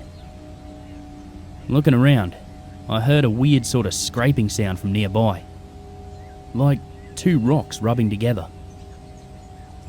It started slow and picked up speed, moving fast towards me. I didn't stop to think about it. I just made a beeline for the door and got into the house. Bugger that for a game of soldiers. I locked my door and spent a good 10 minutes just cussing out and turning on every light in the house. I called the cops and told them someone was on my property, but they figured it was probably just some local kids pulling a prank on me. They agreed to send someone out, but they weren't in any hurry. My part of town was pretty quiet. Nothing really happens here. It's lonely, out of the way, peaceful. Exactly the kind of place I thought I wanted to live. Well, I was having second thoughts, I can tell you that. I couldn't sleep much, even though I was pretty sure the cops wouldn't come till morning. Every time I dozed off, I'd hear that scraping stone sound. I told myself it was a stick falling from a tree, or an animal. Maybe just shifting boards in the house. But it was definitely stone. Stone rubbing on stone. I peeked out the window a few times to see if I could see anything, but that was pretty fruitless. A couple of times I thought I saw something, like a couple of eyes moving around. But eyes aren't anything out of the ordinary in the bush. Animals, I thought aloud. Just wallabies or something. Cop showed up the next morning about 9 to ask about the night before. Gave me a good fright when he knocked at the door and woke me up. But I was sure as hell glad to see the sun outside my window. He was an Aboriginal fella named Cohen. I knew him from around town, and he was a nice enough bloke. Always gave a smile and g'day when I passed him on the street. We checked out the spotlight. Bulb missing, no footprints or anything weird. No idea where the bulb went. He reckoned it was weird that it wasn't dropped and smashed right under the fitting. Lights like that get bloody hot. You don't even think about handling them unless they've been turned off for a good while. Not without oven mitts or something on your hands. What kind of teenage vandal carries oven mitts?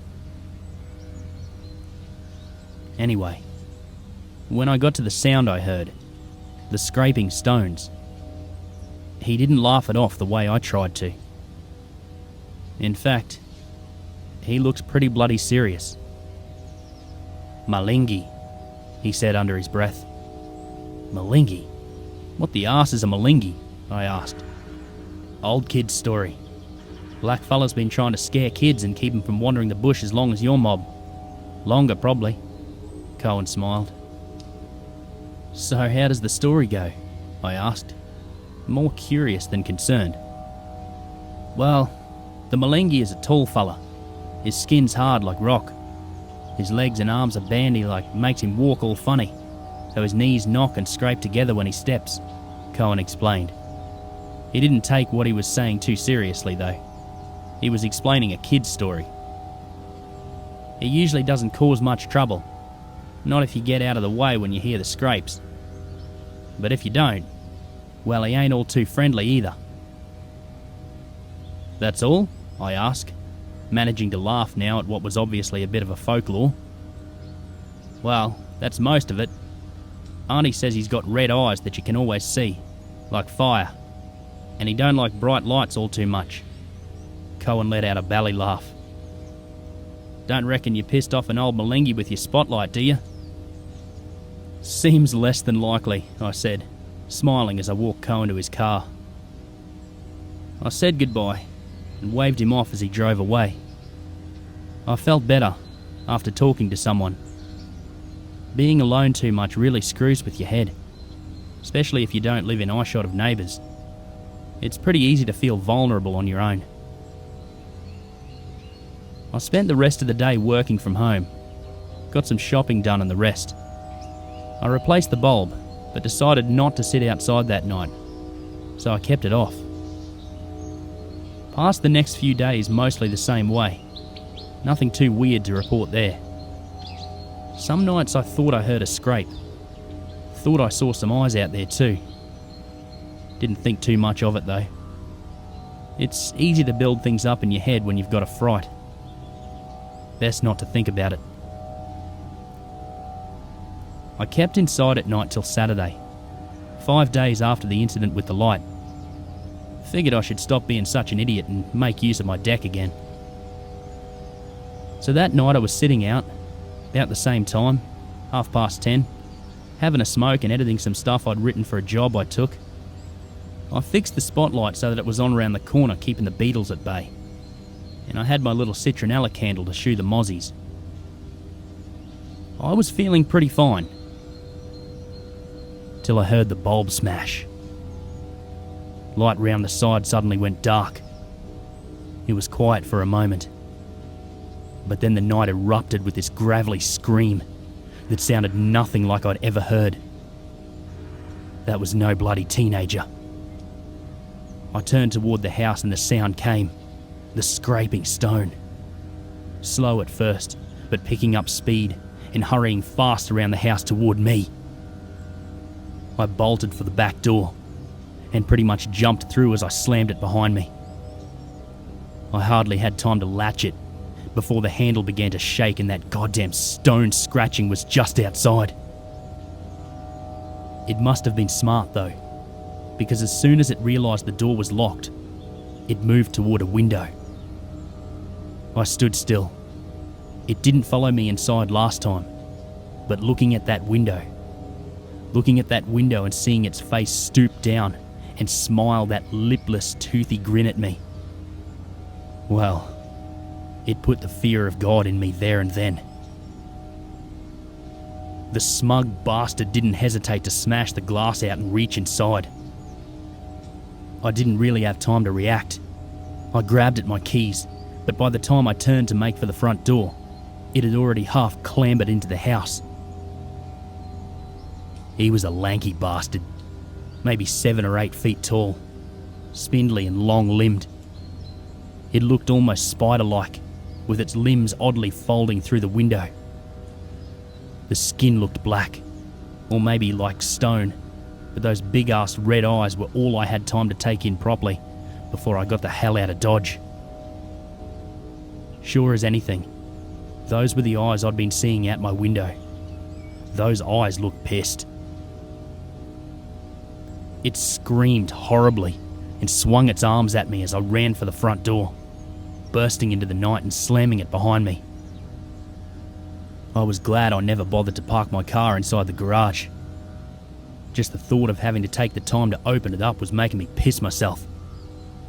I pull open the door to my Nissan Patrol, fall in, and just as I start the engine, the front door bursts open in splinters as that god-awful Malingi barrels out into the night. That smile, that sickeningly wide smile it made as it lurched toward me on all fours. The scrape of stone on stone as its knees clicked together. I have no idea how I made it into town without flipping my car. I drove faster that night than I ever have driven in my life. As of now, I'm looking to move into the city. Whoever buys my old house can have whatever I left behind. I sure as hell don't want to go get it. Got a call from my friend this morning too. Wants me to go camping in the bush. Bugger that.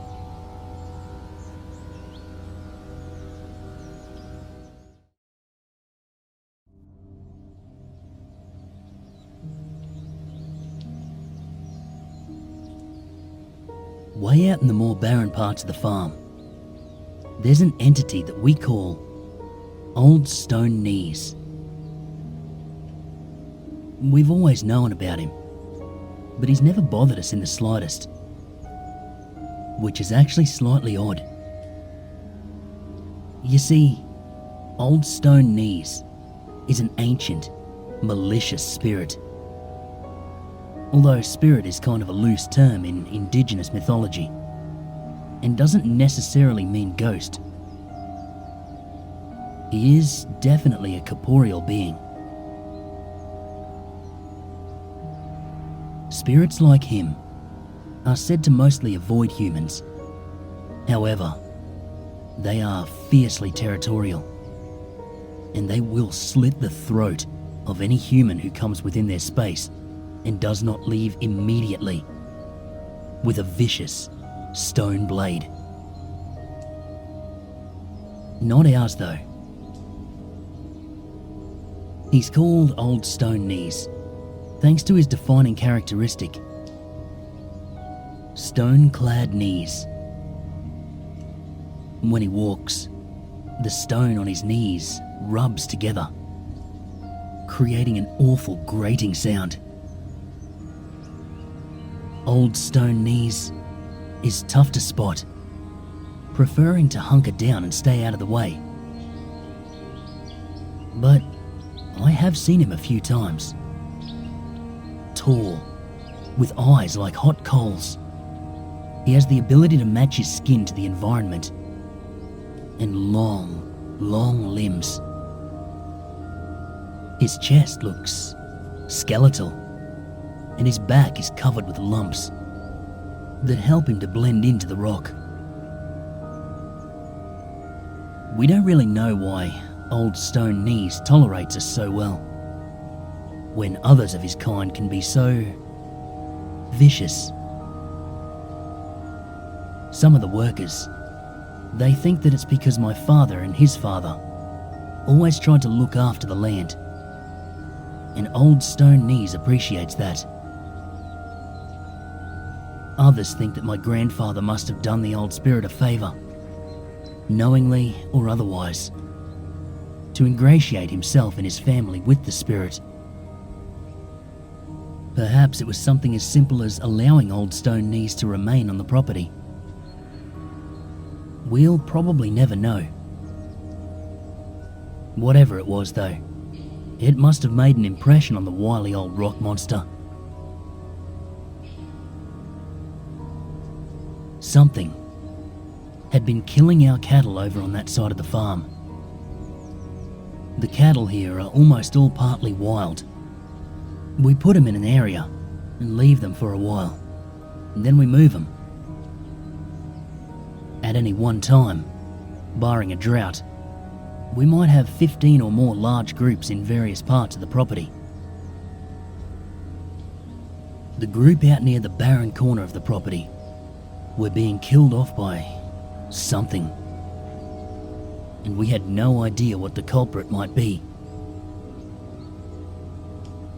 Someone even suggested Old Stone Knees, because even now, we have absolutely no idea what he eats.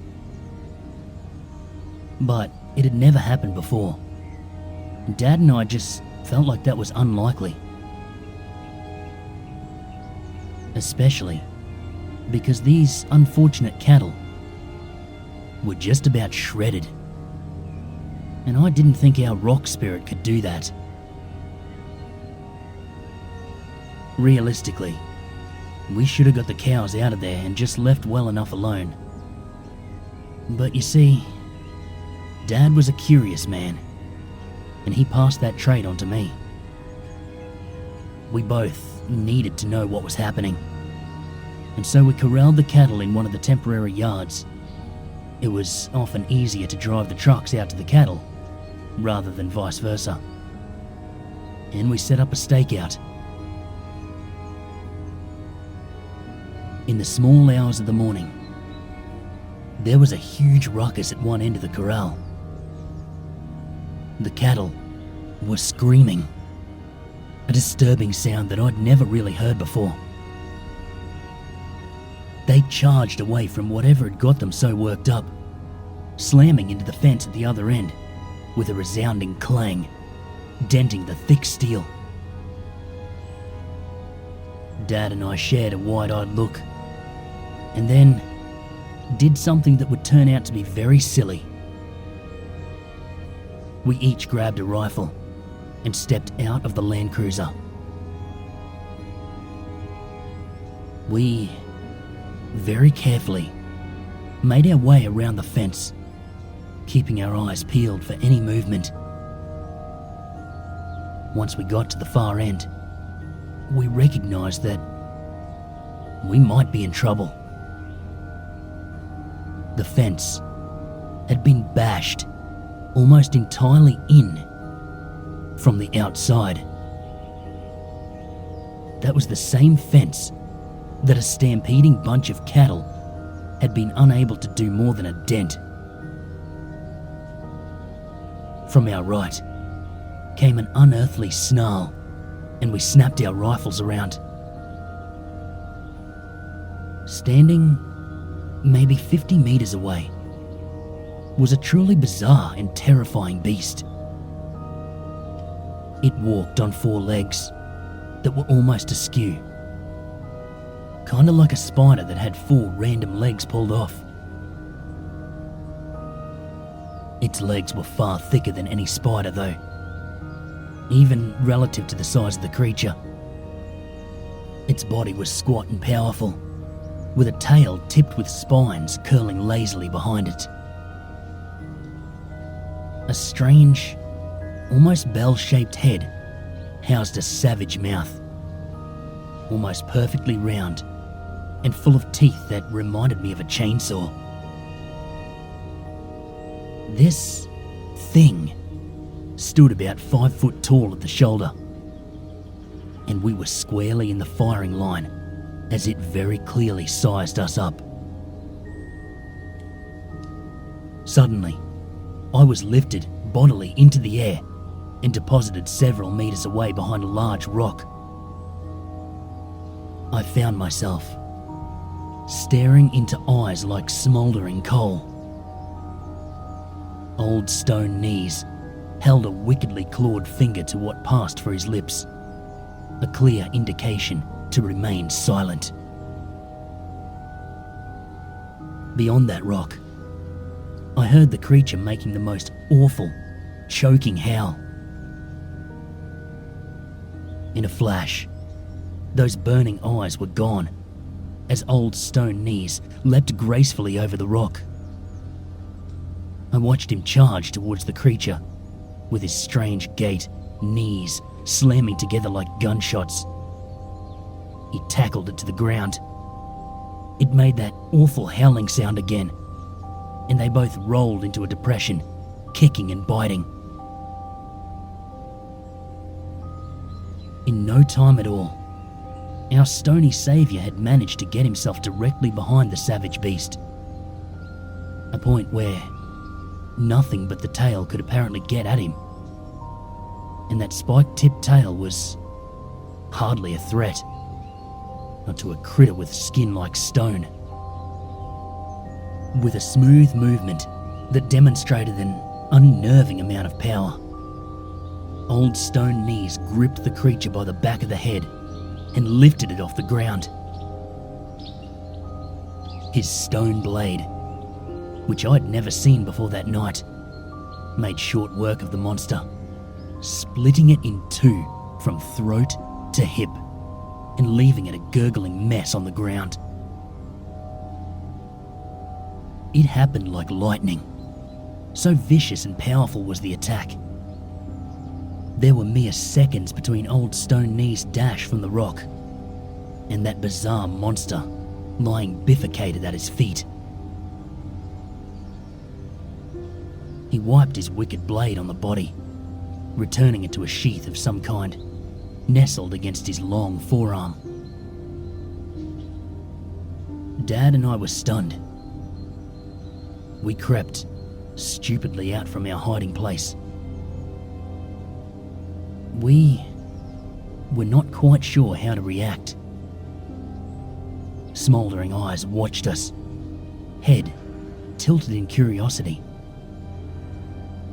I cautiously made my way towards Old Stone Knees, my eyes flicking to the corpse at his feet. Thank you, I said, not even sure he would understand. I'm pretty sure you just saved our lives. I was still shaken by the swiftness of it all. It probably wasn't the most gracious or intelligent thanks I've ever given. Old Stone Knees made a chuckling sound, half laughter and half like pebbles falling on a boulder.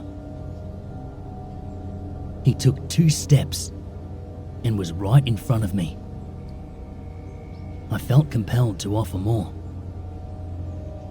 I'm not quite sure how to pay you back. Honestly, hell, I'm not even sure you understand me. But if you ever need anything, you can find me at the farmhouse, okay? He chuckled again and placed a hand gently on my head. Understand, He said in a halting fashion, his voice sounding like a landslide. no need. Soft men already give enough. I wondered what he meant by that. But before I could ask, he'd vanished. The corpse and the quickly receding sound of his grating knees, the only sign he was ever there. Dad and I drove back to the farm in silence. When he sent some men out to retrieve the cattle the next day, the monster was gone, a stone can in its place. I haven't encountered Old Stone Knees since, although I have been out and tried to find him. Every time I see new little stone cans though, so I know he's still out there.